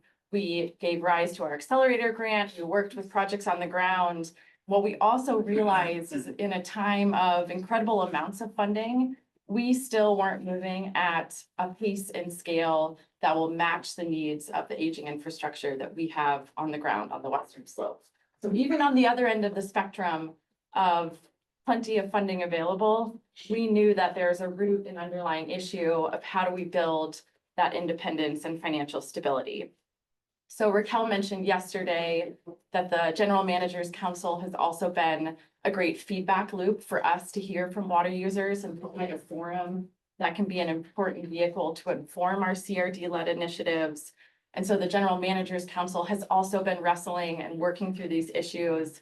And so these recommendations have really been a years-long effort of staff kind of thinking about what we've observed in varying levels of funding, what we've heard from our general managers and water users on the ground, which has really led to our vision of what we're bringing you today. And so the process that we've been taking forward is exploring tactics of how do we ultimately support communities in being less reliant on outside funding. How do we strategically plan to improve aging infrastructure in a proactive fashion that meets the pace and scale of the current need on the ground? And so the goal of the recommendations that we're bringing today is how do we increase that independence, ultimately create stronger communities so that we can continue to provide water for beneficial use on the western slope, regardless of state and federal funding fluctuations, and improve the infrastructure that we know exists on the ground. So I'm going to turn it over to Melissa to talk a little bit more about the nuts and bolts of what we've heard from irrigation companies and what we're proposing to you today. So to summarize what we've heard from irrigation companies, this is through CFP, through our tech team who's on the ground, and of course through the General Managers Council, is there's a few themes we've heard. A, there is a want and a need to better understand their landscape, they as an irrigation company, their landscape of infrastructure needs. What infrastructure is falling apart? When is it going to fall apart? And what actually exists out in our system? And then at the same time, there is this want to be able to not only prevent emergencies, but respond to emergencies with the financial help that they can know that, hey, if emergency hits, we can deal with it. And then, of course, having not only an understanding of what grants are available, but what grants and loans can an irrigation company qualify for, when, and how do they need to be prepared so that when they come online, the grants and loans, they can apply for them and be competitive. And of course, moving from this place of reactiveness and just responding to emergencies and infrastructure breaking down to being more proactive and have the planning and financial backing behind them so that they can start to look down the road. Of course, this would benefit time, cost, and stress. So our first tactic here is a toolkit that we are recommending that the River District would hire a engineering firm or a qualified consultant to create this toolkit. And it is going to be an easily accessed, downloadable Excel document from our website that an irrigation company can download and on their own computer with their own privacy, input their expenses, revenues, maybe expenses of projects that they know are coming down in the future, and any other financial information. And the idea is that it would spit out an ideal rate structure or assessment structure that would fit the needs of their ditch company. The purpose of this is twofold. First, small ditch companies that don't want to create an entire capital improvement plan and go through in a huge process to understand their system and just want to understand, hey, how do I keep the lights on and stay out of the red? This is a tool they can use. The other element of this is that this is a conversation starter. So ditch companies that are realizing their finances aren't strong enough to deal with emergencies or to deal with upcoming projects can use this tool to start that discussion with their board. We will be asking your thoughts and approval of this, but I wanted to kind of dive into our second tactic next. So this is a pilot grant opportunity we would love your direction on. Our idea is that we would accept up to 5 irrigation companies that will apply for this program. We will fund up to 85% of the cost to complete a capital improvement plan and a rate study. The application will really look at, hey, what is the history and landscape of your irrigation company and your ditch? Who do you serve? What are the uses? But more so, what are your goals with completing a capital improvement plan and a rate study? Do you want an emergency fund that you can draw fund? Do you want to be able to have some cost share when it comes to projects coming online? Do you want to have a better understanding of what grants and loans are available for you and for what projects on your system?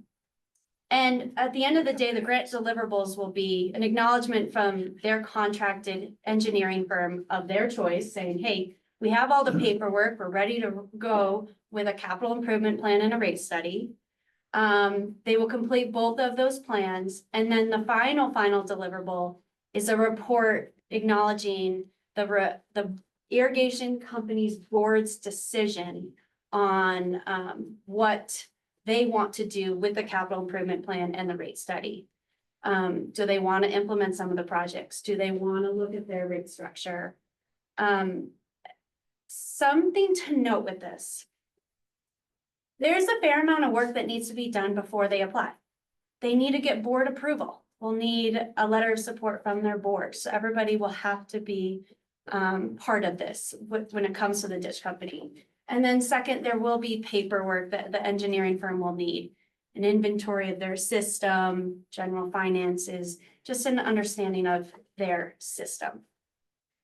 This being said, we have been excited because since this memo has been published, we've had a few inquiries already from ditch companies asking, when can we apply? So there's definitely interest. The General Managers Council has also been very interested. So pending your thoughts, board approval, we will open up a request for proposal for the toolkit to hire an engineering firm to complete that. And open up the pilot program for up to 5 irrigation companies. And then when all of those 5 or most of those 5 projects are completed, we'll come back to you and talk through what we learned, what worked, what didn't, and try and figure out, hey, what's the next step that we can take, whether creating this as a more permanent program or adjusting it or other options there. So before we dive into requiring or asking for board approval on the toolkit, we'd love direction and thoughts on the toolkit and the pilot grant program. Scott? So on the, I like the idea of the toolkit. Can you get that done for $22,000 with an engineering firm? Yeah, we have talked to a few consultants and this definitely should cover most of it and other resources that can be applied, whether it's, And then the second thing, so the up to 85% of the cost, is that utilization of the toolkit, or that's the entire project, we're gonna cover 85% of, so up to 85%? yeah, that is for completing the capital improvement plan and the rate study. And this is actually drawn from our accelerator grant program, where we funded 85% of the costs there and found that it was a great incentive Up to 85. up to, and that will be a discussion with each applicant. Then finally, I'm curious how you define an irrigation company. I mean, if we have a homeowners association, they form a irrigation company, or what are we speaking of the main players that come to mind? As the irrigation company, how do you define that? So we thought long and hard about what the eligibility would be, and we left it at, you just need to be an irrigation company. However, we will turn to our guidelines and framework to prioritize irrigation companies that serve productive ag, et cetera. When you say irrigation, you mean ditch? Ditch companies, yes. The ditch, I mean, Just a ditch companies are organized under particular sections of the Colorado state statutes, so that's what we're. But it would seem to me though that we, kind of the people that, maybe some people that needed funding may not have a company structure. Thank you. We have the flexibility to reach out and help those people, or Yeah, they do not need to be incorporated as a ditch to complete you this. just need to come in and say they're a ditch company, Mhm. even though they're not a ditch company. Well, one of the things that might come out of their financial assessment is they need to organize a ditch company. Right. Right. That's part of why they're perhaps not financially sustainable today. I'm just looking at, our Uray County representative, not to point fingers, but there are a whole bunch of ditch operations that are in need of a company in order to make them financially sustainable in a place like Uray Yeah, I County. just want to be sure we're covering the little guy or gal that, could use some assistance here, and they're not a Grand Valley water user, 800-pound gorilla. And Director McGinnis, that was part of our thought process of using some of our CFP funds to develop this toolkit that can be a basic entry point for some of the smaller entities that may not need to go that full step of a capital improvement plan or may not be there yet and just want to get a better understanding to start. That may be a great tool for them. We wanted to also offer this pilot for companies that know they need a little more information and planning to be able to develop that right rate structure. And then my final question, very short, but it sounds like a great idea, which would make me think we're probably not the first to come up with it. So there must be some other models that help expedite us get to the point you want to get to. Is that correct? Have you looked at others? There's a similar model with St. Vrain Conservancy District? Green and Left-Hand Water Left-Hand. Conservancy District. Yeah, that we've looked at, and at the same time, the Ditch and Reservoir Company Alliance DARCA is looking into this, and the state is looking into it, but there isn't a model within the state that replicates this. but we've drawn on lessons learned from all of those. Then have to, in the state, I mean, just some general guidelines. Mhm. Thank you. Sonia? I think this is a great project, and I would say that, you know, once the tool is developed, it'd be something that even a conservancy district like myself could use. You know, we have reservoirs that we manage. You want to know which components might go first, you know, versus a total catastrophic failure. So I can see this being really helpful to a lot of people throughout our district and not just ditch companies. I mean, if it's a reservoir, it could really help the planning. We've been going about it independently, and so I immediately saw the use of it being beneficial, and so I'd make a motion that, you know, if you guys are ready, that we approve it. Ms. Chandler Henry. I have one question. Do you want to second Yeah. first? Or? Oh, Okay. question. Thanks. Yeah, I agree. This seems like a great plan and really user friendly. I like the platform and how it's set up. A question about updating. I presume grants and things will change in the future. I would expect this to be used long-term because it seems really great. So how will it be? Will you continue to contract with an engineering firm, or will that be something staff here takes on to keep updated, especially grant eligibility and that sort of thing?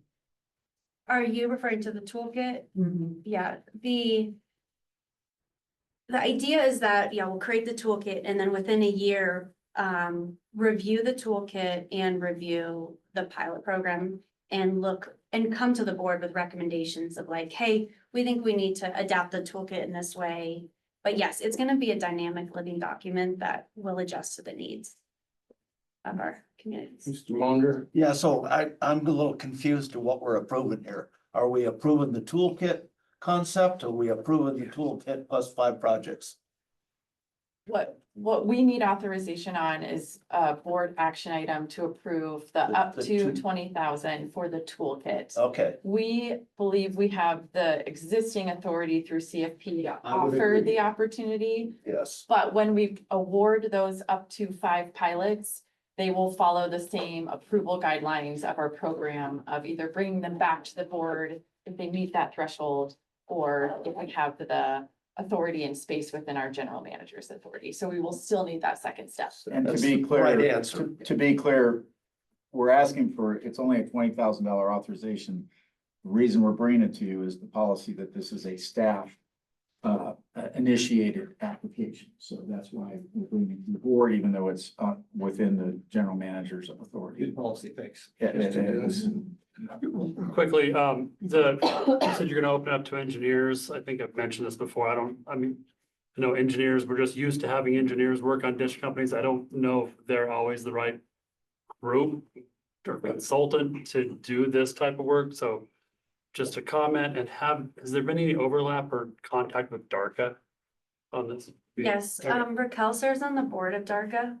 So it's been helpful to make sure that we're not duplicating and receiving advice Okay. as well. DARCA keeps copying what Raquel and you guys are doing, so. Okay, thank you. Ms. Cooper? So just to clarify, this is sort of preliminary work to seeking funding for projects. It's like setting up what you need and how soon you need it and that sort of thing, so that the government can understand what the future is for them. And then, once they have that, then the funding is a whole nother challenge. Okay, great, thank you. Yeah. Have a motion on the table. You want to make your motion, Sonia? Yeah, so I would motion that we approve staff recommendation to fund up to $20,000 for the development of the toolkit and yeah, so that's what I need, yeah. Second. And how soon will a toolkit, now that we're gonna vote yes in about a second, will you get that rolling? For next spring? Yeah. Yeah, Director Gray, we have the groundwork laid to get the RFP out very quickly, and then our hope is that I think it would be done within 6 months. Is that maybe our target? And we need to work through the RFP process and do that interview selection, but that's our ballpark timeline. Okay, we have a motion on the floor. All those in favor say aye. Aye. All those opposed? Motion passes. Thank you very much. Next item is external affairs. We'll start with information outreach update. Lindsay and Matt. Let me just say, as they're sitting down, want to congratulate this team on putting together an amazing seminar. I feel like it was one of our best products that I've attended, and I think I've attended about 20 of them. So it was really just on the annual seminars. I really think it was a well done, smooth event, lots of good information, lots of good feedback, tremendous crowd of our constituents. So really appreciate the work that the two of you put into that, and your ability to get the rest of our team to work with you to put that on. So thank you. Good job. Well, thank you, Andy, and thank you. Good morning, Director. We don't have any action today, just informational update. Just to start, our strategic plan adoption earlier this year has really guided and shaped how we've thought about our work, how we deliver on materials, and we are already really using it as our North Star and reference it regularly. And so hopefully you see that reflected in our external communications kind of across the board. In the last quarter, we've really looked as an internal project, but has shaped our external work as well to bucket our work into two primary categories, what we call strategic campaigns and always on communications. Strategic campaigns include things like the Shoshone campaign, where we frequently offer support across the board, from internal talking points to media relations and beyond. So, it's important work. We work closely with the rest of the staff and leadership. And really important that we get that right and accurate, working closely with coalition partners for important events and communications around that project. Our always on work includes media relations. We've driven somewhere in the neighborhood of 30 media stories in the last quarter.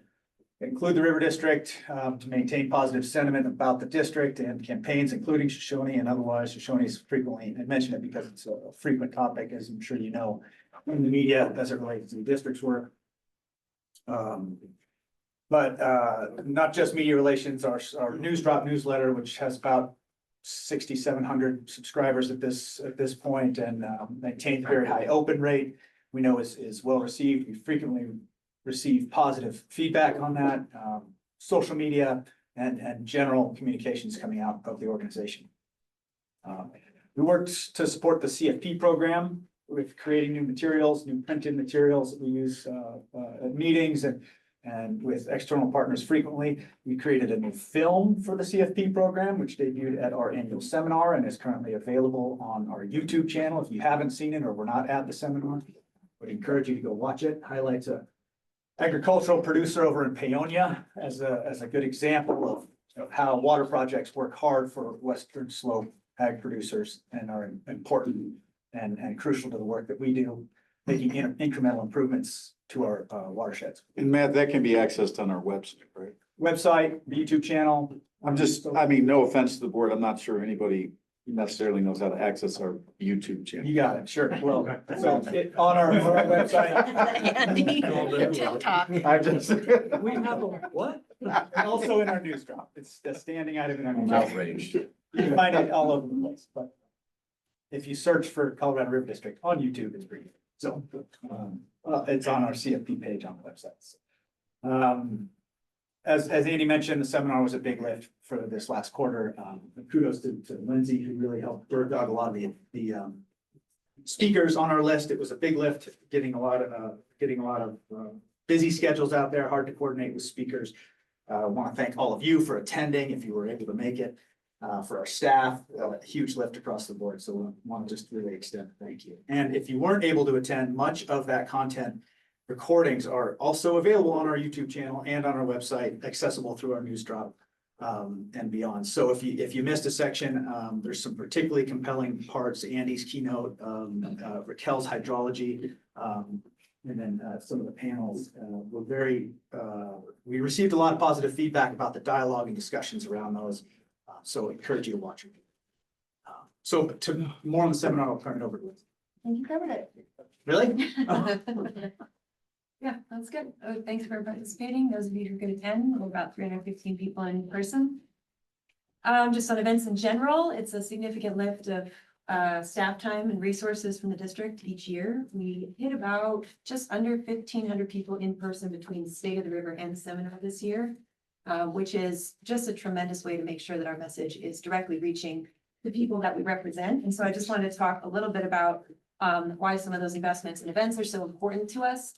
One, it is that direct messaging. We know that when they're in the room, they're getting the appropriate context and they're hearing what it is that we are doing for them as the River District. So there's that transparency. We're answering to them and showing them where we're putting our time and how we're speaking for them. And I think that's so important.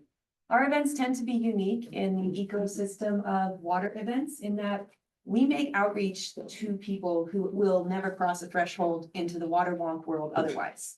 Our State of the Rivers are in the evening. We try to draw in folks who don't have time off during the day. Our seminar this year welcomed over 50 students from CMU and lots of local residents who had no prior experience with our events. As some polling that we do when they register, we ask them, have you been here before? And a lot of folks, I think we had almost 30% were like, nope, it was our first one. So that's really important to us to make sure that the strategic plan is playing out in comms as well. And then I think one other piece, of course, obviously is stakeholder relationships. At this one, we had Representatives Naguse and Hurd, Commissioner Mitchell sitting down on our stage, being next to our staff, making sure again that these conversations are elevating the voice of the Western Slope and that we're providing a platform also to our elected representatives who we lean on a lot to get a lot of our work done and making sure that they get time with their constituents at these events as well. The networking, of course, everybody comes to the happy hour. That's the only reason we know. Other than that, I just wanted to thank you again for your support and we'll be reaching out for State of the River season before you know it. Yeah, it was a great event and I heard lots of positive feedback as well. And I just wanted to compliment you, Lindsay, on how you handled the questions of the speakers. I thought that worked really well and it kept people from making speeches and it got a lot more questions in front of the speakers and that was great. And then Amy's wrap up at the end was masterful. So I thought those two additions were really up the level of the seminar. Amy's wrap up wrote the article for at least one newspaper article, which is quoted her all the way through it. So. I had one comment about being the trusted source of information. At the very end, I think it was the last panel, I got 3 text messages from 3 different, one producer, one person who was in the audience, and then an elected official who was watching online. Actually, the producer was watching online too, remarkably. And they heard Troy Waters' presentation and they said, well, why aren't we just putting money into efficiency projects if that is the same thing as conservation? If that's where we're gonna get water. And I was really frustrated. And right after that, someone came over and said that to both Perry Cabot and I. And we both at the same time said, well, he's wrong. That's not how it works. And it's great we had new people there. It's great that we have people watching online. I thought it was a well-run show and seminar and informative, but it was frustrating that at the end, someone comes out of it and says, well, if all we have to do is make our irrigation more efficient, we save water. It was frustrating to me. And I know you can't control what people say on the stage and how you counteract everything that is said at the seminar, but I just wanted to share that little bit of frustration that I had at the very end of the seminar and think about how we control that in the future. I agree with you. I didn't text you, but I was frustrated that we're not putting the right message out there with that. Yeah. Lindsay, how much radio advertising do we do as a district? Do a fair amount. We do some year-round campaigns in all over the district. For that specifically, we do some limited campaigns just to promote the seminars. I think that like radio could be a really good way. I know in my community for the older generation, they listen to radio a lot and that's a good way to kind of get messages out there and you can change your message frequently and stuff like that. And happy to talk to you guys offline, but I just wondered about that. I haven't heard anything in my community from the River District. But just wanted to talk about that and ask you guys, is it cost effective? You know, we have some in your region, we can kind of run it through, or I can pull up a review. But if you have suggestions, if we're. Maybe it's the station or May not be something. as Yeah. familiar with the stations that are popular or whatever. We do change that. This year we included some messaging about CFP, about Shoshone. So hopefully those are being heard. But is it cost effective? We think it's a good way to reach communities, particularly small communities where people still listen to the radio. And so it's hard to pin down a return on radio advertising, but we know people hear. I know in my community, when we don't change it around often enough, they let me know. Oh, really? Like, we're tired about this, can you please? Get rid of that. Yes. Change your ad. So, thank you, just curious. Scott? Thank you. So, I want to really focus in on the Shoshone. And the first question is, Zane, is it your department or your department that monitors press across the state or press related at all with Shoshone? It's Lindsay. She's our public information officer. Okay, I think it's gonna be really important. And I have nothing but compliments for the seminars and things that you've done, but Shoshone is gonna be a long battle, and it's gonna get a lot more intense. And we need to know what the other side, what they're doing on their PR, which is not gonna be friendly to our position. You know, in my opinion, we have to stay on the offense, which we've done. We've done a very good job of projecting Shoshone.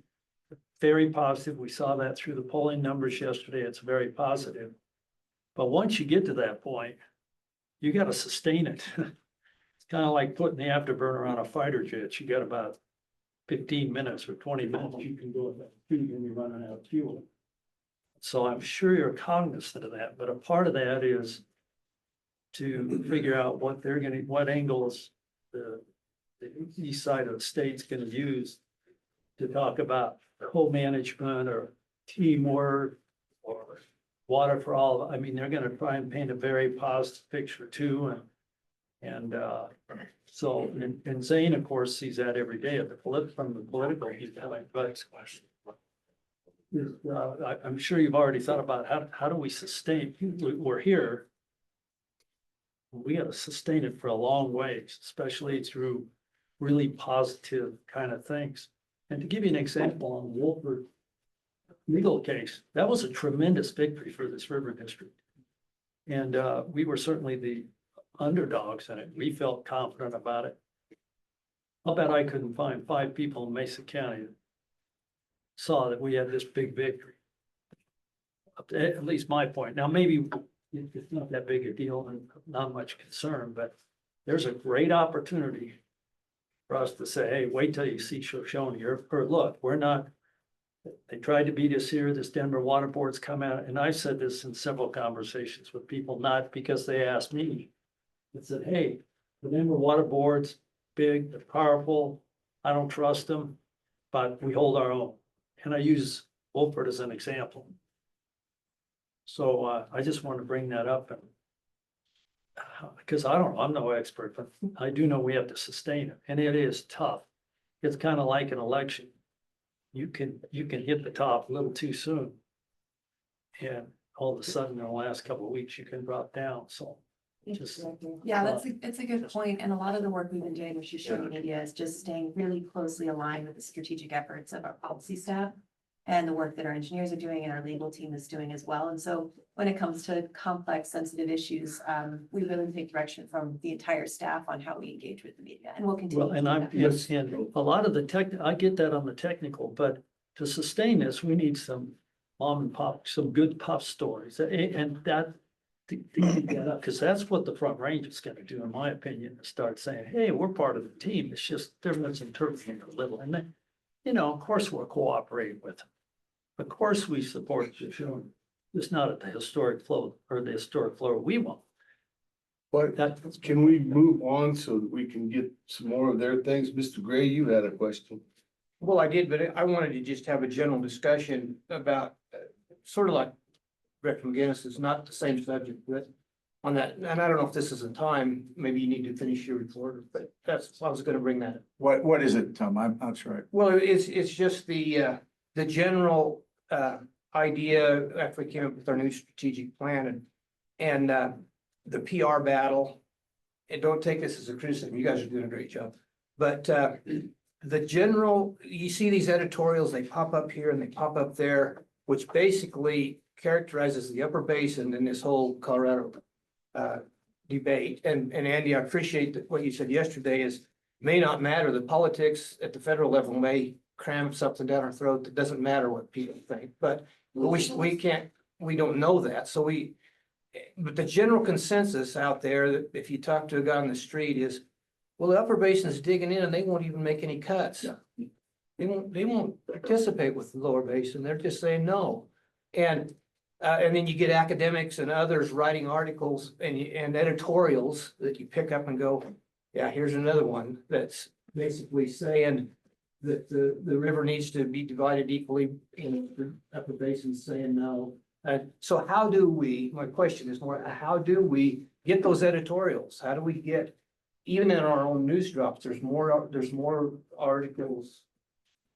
And I appreciate that you're being fair and objective, you're putting what's out there, but there's more articles that kind of still have that slant, that bias that, and unless you're one of us that are into the weeds on it, you don't realize even the natural curtailment subject, and I know Raquel's doing a great job of trying to be the trusted source on what that is. Becky Mitchell mentioned it this morning, she's still holding tough that we already make natural curtailment cuts on a dry year.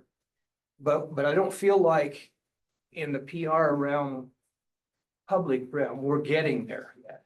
And I don't have the answers, I'm just saying that, and I thought maybe other directors or you guys might comment. And Thank you for the commentary. I think, we would want the board to know that the, public affairs effort, including the public relations and media relations, is a day-to-day, very thoughtful, team-wide strategic effort to manage media communications in a way that advances our projects across the board. We're engaged, we're fighting on fronts on behalf of Western Water across many facets and that are often interrelated. So how we do that in the press, if we press on one object, it often has an equal and opposite reaction to another. So we can, it is on our minds. We think about it on a daily basis and we work closely. Would you add? Yeah, Director Gray, I was gonna add, we are in a moment at the River District. I think the River District always is, where we have a lot of strategy items. And so one of the ways that we've been working together as a communications team is to kind of bifurcate. We have what Matt has referred to in his report of our always on efforts of how do we amplify all of the great work that is mission driven and that we've done consistently across the district's history. We have a number of the strategic components, Shoshone being a big one, what's happening on the Big River being a big one. And so that's one where, like Lindsay said, we really involve the broader leadership team, policy team to think about where are the opportunities that we can engage and be strategic and thoughtful around our media communication and our outward communication. And one of the ways that, we really put our heads together on the Big River was working closely with Andy on his remarks and working closely with Lindsay on the visuals that we put forward that we have got to figure out a better way to explain natural shortages that's going to resonate. And so would love any feedback on some of the ways that we worked on the visuals, the messaging that Andy delivered. And that was just one example of how we've worked together as a team to think about how do we explain this a little bit differently? And it's certainly something that we can take feedback and figure out how do we continue to amplify some of our thoughts on those topics. So that's just all I would add. So I have a anecdotal quick suggestion. We have a guy named Jeff Myers that lives up in Routt County. Pretty good writer. He's not professional, but he wrote a little editorial for the Steamboat paper, and they didn't even put it in because it didn't fit their narrative. But I don't know if any of you know Jeff. He's having a few health problems right now, but let's get our own editorials, instead of having to read something that comes out of some yuppie in Phoenix.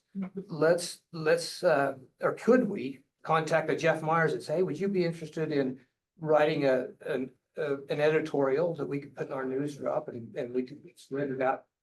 And we want to look at it from you and not just put anything in that you write, but, you know, could we do that? Tom, we do have a press strategy that involves getting op-ed pieces in newspapers and it is a challenge at times to Yeah. get, not just Jeff, it's But- not, but we, Yeah, I know. we're working on it, okay? And there's a whole lot of very complex stuff that goes on There is. behind the scenes on this that I don't think is appropriate to discuss in Fair enough. at the moment. So I just would say, I think the team's doing all of this.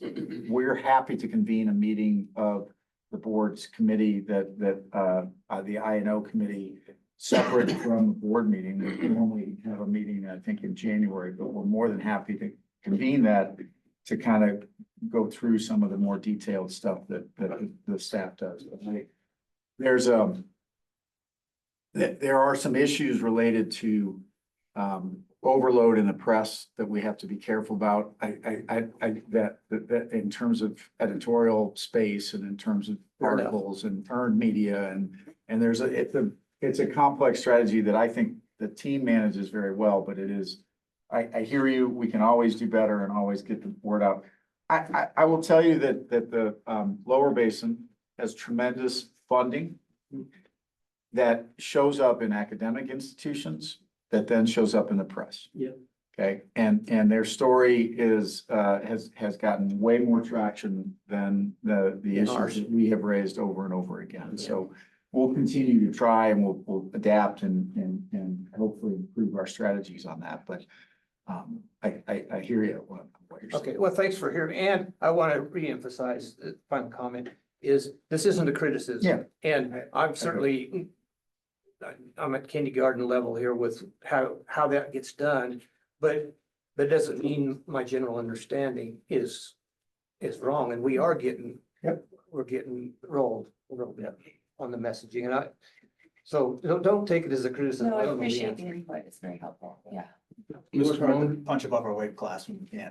You have a comment? Yeah, I wanted to echo Director Gray's comments a little bit too. I mean, even if, you know, the newspapers in all the ones, Eagle County and in my county are all owned by the same people. They run the same damn, and Grand County, they run the Garfield same County. articles time and time again. Yep. You know, and when it goes to the pilot, it goes to Grand County's paper, it goes to Eagle County's paper. So even if you guys wanted to draft up some editorial that the board that Tom and I would sign, you know, or something like that, that was, you know, I wouldn't write it because I wouldn't be intelligent, but I think there's some opportunity and they're getting a lot of press with a lot of garbage.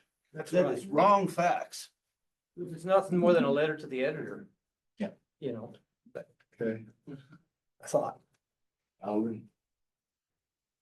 That was one of the things that I heard from a handful of people at the seminar as well.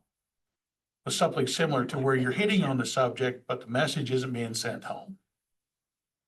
And it's not really being critical, it's just this is where these folks, they know that they're under the gun. There's a sense of panic or real worry going out there in the world. But we're trying to keep everybody calm, but yet a sense of this is urgent, people needs to be coming to the forefront, and that message isn't really being, you know, and it's not fighting fire with fire, it's us taking our own message and carrying it forward. And I kind of see how that kind of fits into this conversation based upon those conversations that I had with those folks after your seminar, because your seminar was very well received. And like I stated before to some of the staff posts where it is, you're hitting on the subject matters that are really personal, that gets people fired up. And really, that's what they want to be. They want to be fired up because their livelihoods are at risk here. And they want to push you and be behind you to support you to say, no, this is what we want. This is what we see. You're the leader in that area. Let's do it. Okay. You guys all in? Thank you. No, thank you. Thank you. Guys. State Affairs, Zane. And the North Park newspaper, Jackson County. Good morning. All right. Have no bills to present to you from the Inland Water Committee because there were no water bills, which was a bit of a surprise. We thought we'd see draft requests at least on potential shepherding bill, stream access. There were a couple of other issues that had taken up a lot of oxygen in the room and in the hallway, but when push came to shove, no bills. So that being said, I do expect both of those issues, stream access and potential shepherding, to continue to be topics of vigorous debate in the coming weeks. We don't have any reason to believe that we're going to see bills introduced. In my conversations with legislators, bill titles have been requested, to my knowledge, on those two topics, but they continue to be the subject of most of the chatter right now. Also some conversations in the hallways about potential fixes to dredge and fill. But again, nothing on bill paper and no draft language that we've seen circulated. So I think, and maybe I'll eat these words later, but we are certainly facing another major budget shortfall at the state capitol. $750 million or more, according to the most recent economic forecasts. That's going to continue to slow down the pace of legislation at the Capitol. It's going to be talking about cutting as opposed to creating. And so my expectation is that we will have a slower legislative session this year, similar to what we had last year. My concern with that budget shortfall is that we've already dipped into some cash funds. We've already rearranged some of the chairs on the deck of the Titanic, and whose ox is going to get glory next session. And that's really where I think we and our contractors at the state capitol, Chris Vodopol and Gail Berry, will continue to be paying attention. The JBC has released its schedule for upcoming meetings. Gail Berry, former JBC member and contract lobbyist for us, will be attending each of those meetings and trying to keep close watch on what's happening with the severance tax, what's happening with other cash funds that are important to us. No requests on state affairs right now. I'm happy to answer any questions, but honestly, not a ton to report that isn't listed in my memo for you.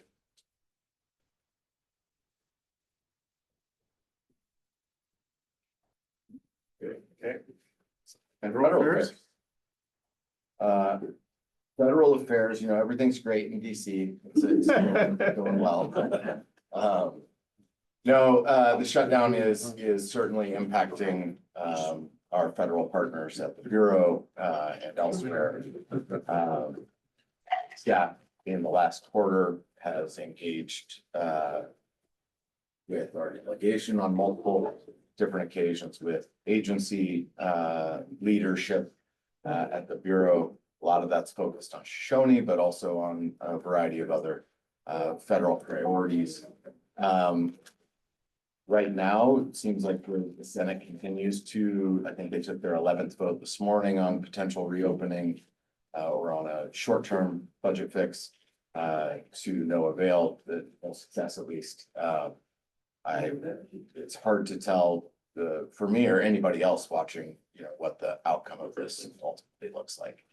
I will say it's impacting our ability to interact with Reclamation and others. Andy and I were scheduled to be at the Family Farm Alliance annual conference next week, primarily in hopes of having an audience with Reclamation leadership. They're not going to be there. They're not traveling.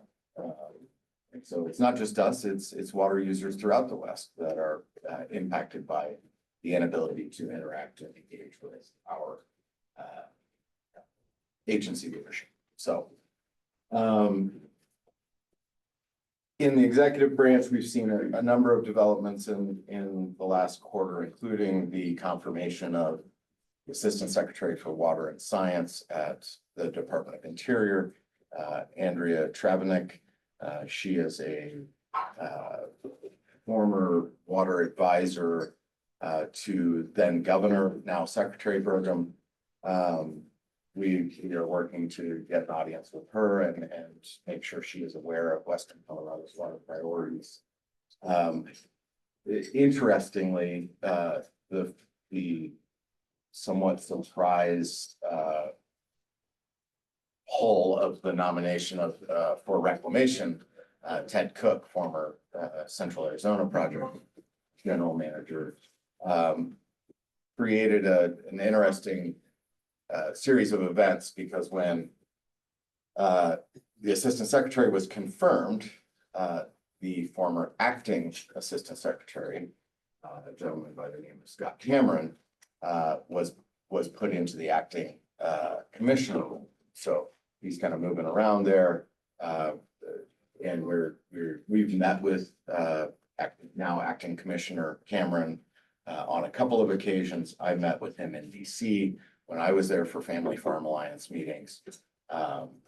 But I wouldn't expect we have a confirmed reclamation commissioner anytime soon. I think best estimates or most optimistic estimates are somewhere in the maybe 6 to 8 months until we have a confirmed reclamation commissioner. Senate, of course, has gone the nuclear route or nuclear option route on confirmations for cabinet, Senate confirmable cabinet positions. So that could change if somebody appears willing to take that job right now, and the confirmation process could move more quickly. Just scrolling down, I expect we'll see a new WOTUS rule sometime in the next quarter. Reports are that there is a draft that is at the Office of Management and Budget currently being finalized for publication. Whether that aligns exactly with the Supreme Court's decision from a year and a half ago, or whether it is more restrictive, we don't. So there's a blurb on that in my federal affairs memo. I'm happy to talk with any of you that are water or WOTUS watchers. Happy to have a sidebar with you on that.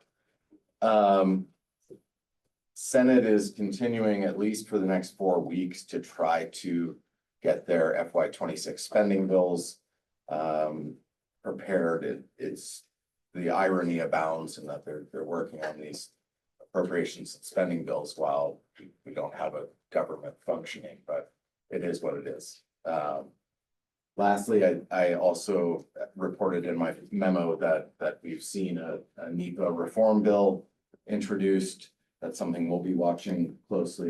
It's got some bipartisan support. I think it's something that's been discussed for a number of years, but obviously the devil is in the details. NEPA for us on the Western Slope has actually been an important tool for preventing additional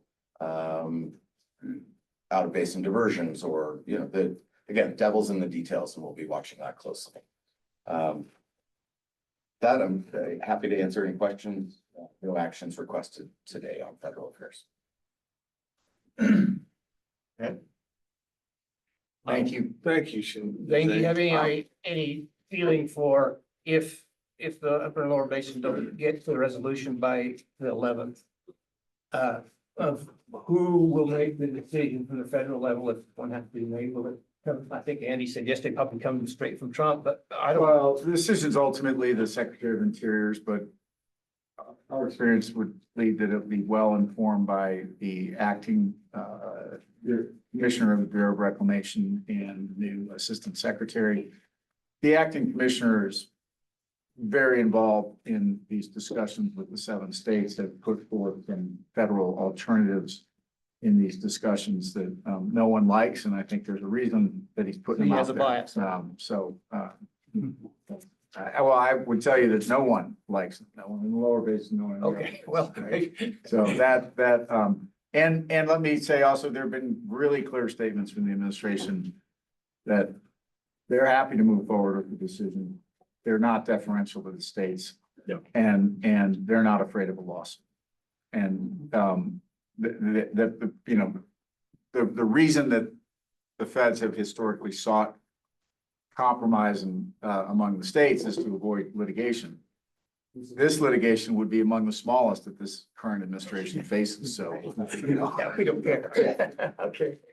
No, I think exactly what Andy said. I think the commissioner is at the table and is, to my knowledge, the principal advisor to the secretary right now on interstate with Colorado River. Let's take a break. Thank you all.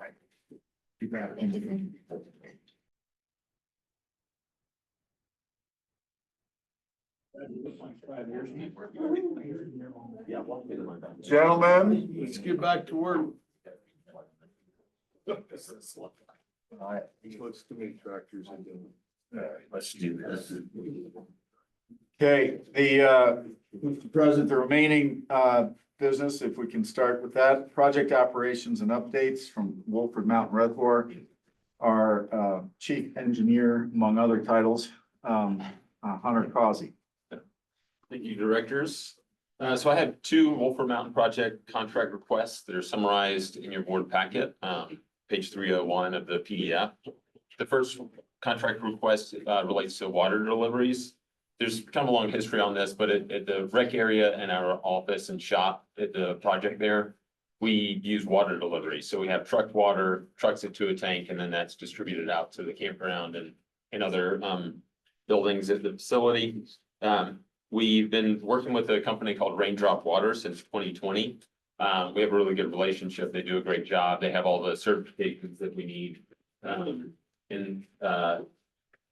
Part of that is that because it's a public water system, we have to hire a company that has all the appropriate certifications. The challenge for us is finding competitive bids for this. It's really limited. They're the only West Slope company we've been able to find that provide that. I've reached out to some other companies, but they're so far away, it doesn't really make sense. I haven't been able to find a good competitive pricing there. That said, I think they're reasonable. They do a good job. So that's where we are with that. So we are requesting a 3-year continuing services agreement with Raindrop Water for $95,000. Would you like me to move on to the next one? or Nope, any let's questions? go ahead and see if there's a motion to approve staff recommendation. Move to approve a new 3-year continuing contract with Raindrop Water, Inc. Second. Is that per year or total over 3? That's the total over 3 years. So it's roughly $30,000 a year. Good.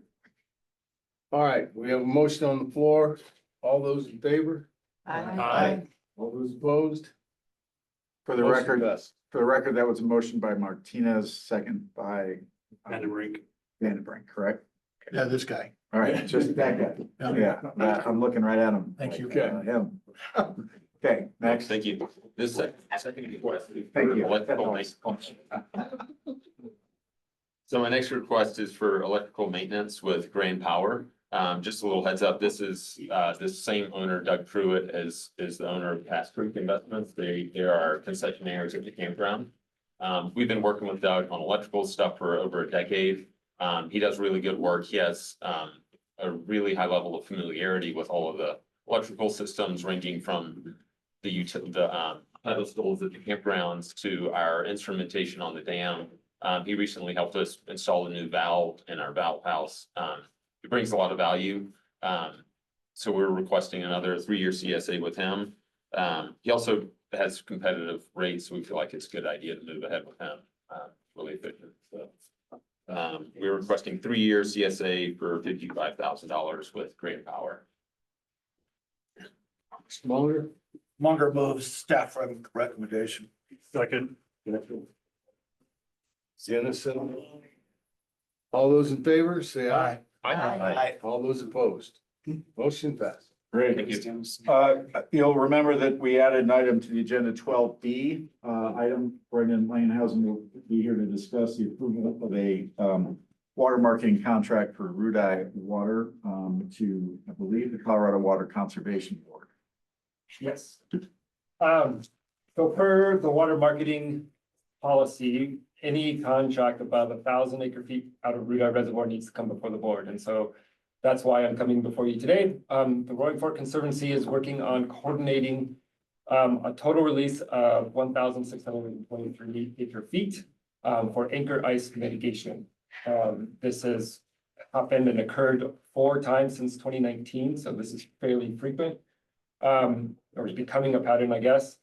And it's important to the Roaring Fork Conservancy because this anchor ice, once it forms, it then breaks and it scrapes along the bottom of the rivers, and it really disrupts the food chain for a lot of the fish in the Frying Pan River, which is a big industry in that area. And so that's why they keep pushing this. They're really concerned about it.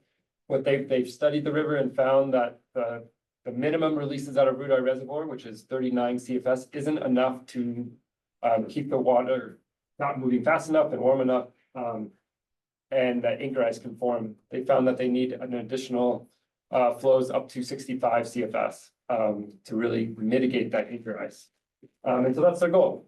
They're really targeting the coldest periods this year, which is middle of December through January.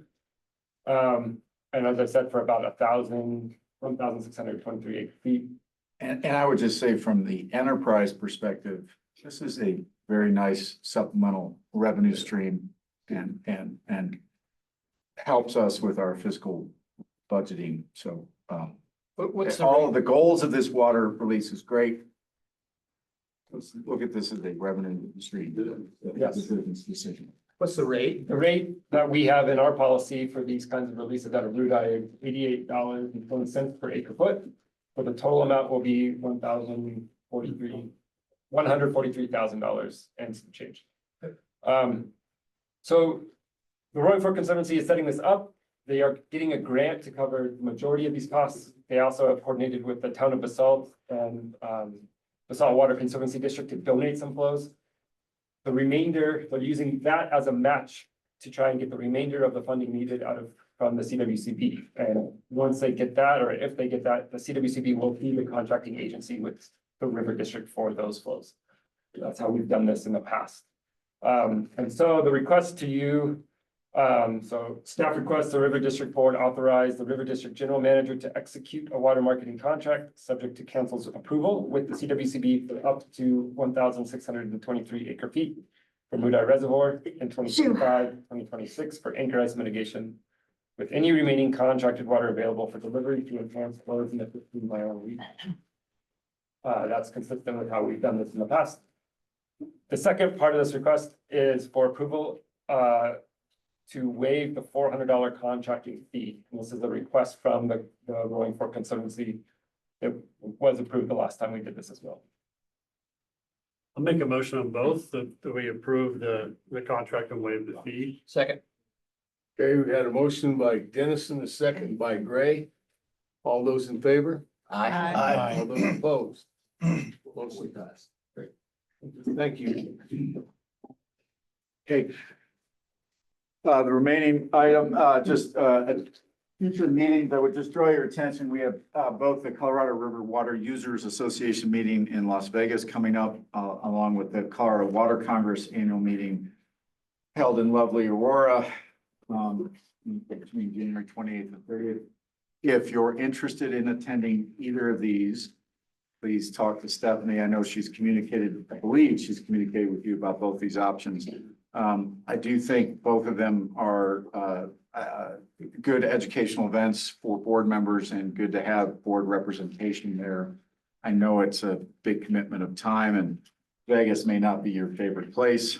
Aurora might not be your favorite place either, but nonetheless, it's an opportunity to get a little bit Colorado water and bring it, river water, and bring it back over the hill. So, just, but I would encourage you to do that. Our regular quarterly meetings are on there. The one thing that's not on there yet, but just for those planning there is we would anticipate the bi-weekly legislative calls noon on Thursdays, once the legislative session picks up and starts moving in January. So just something to think about. Otherwise, lunch is not here yet, but you do have the ability to move into an executive session and start your conversation about personnel review. Peter and I, let us know if we should go upstairs and start packing boxes. But if you would go ahead and it's up to you. I feel like you could move into executive session. Our staff can bring lunch in and put it on the counter and you can grab it. I think it's standard. So you can have a working lunch so as not to delay your lunch.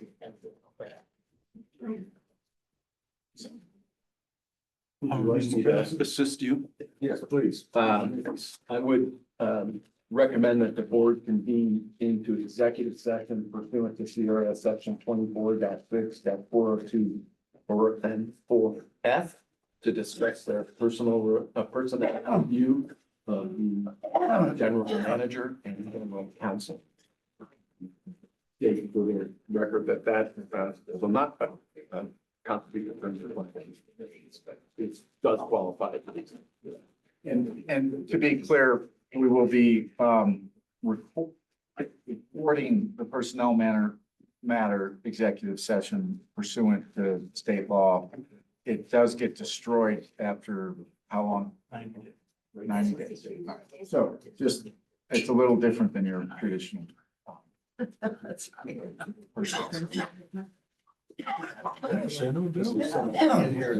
So moved. Yeah, you're running it. Audrey will join you for the first part of it, right? Second. Good. I make a motion to go into. What? Oh, we need a motion, sorry. Second. Motion by Rover, second by Dennison to go into. Everybody's getting excited. All those in favor? Aye.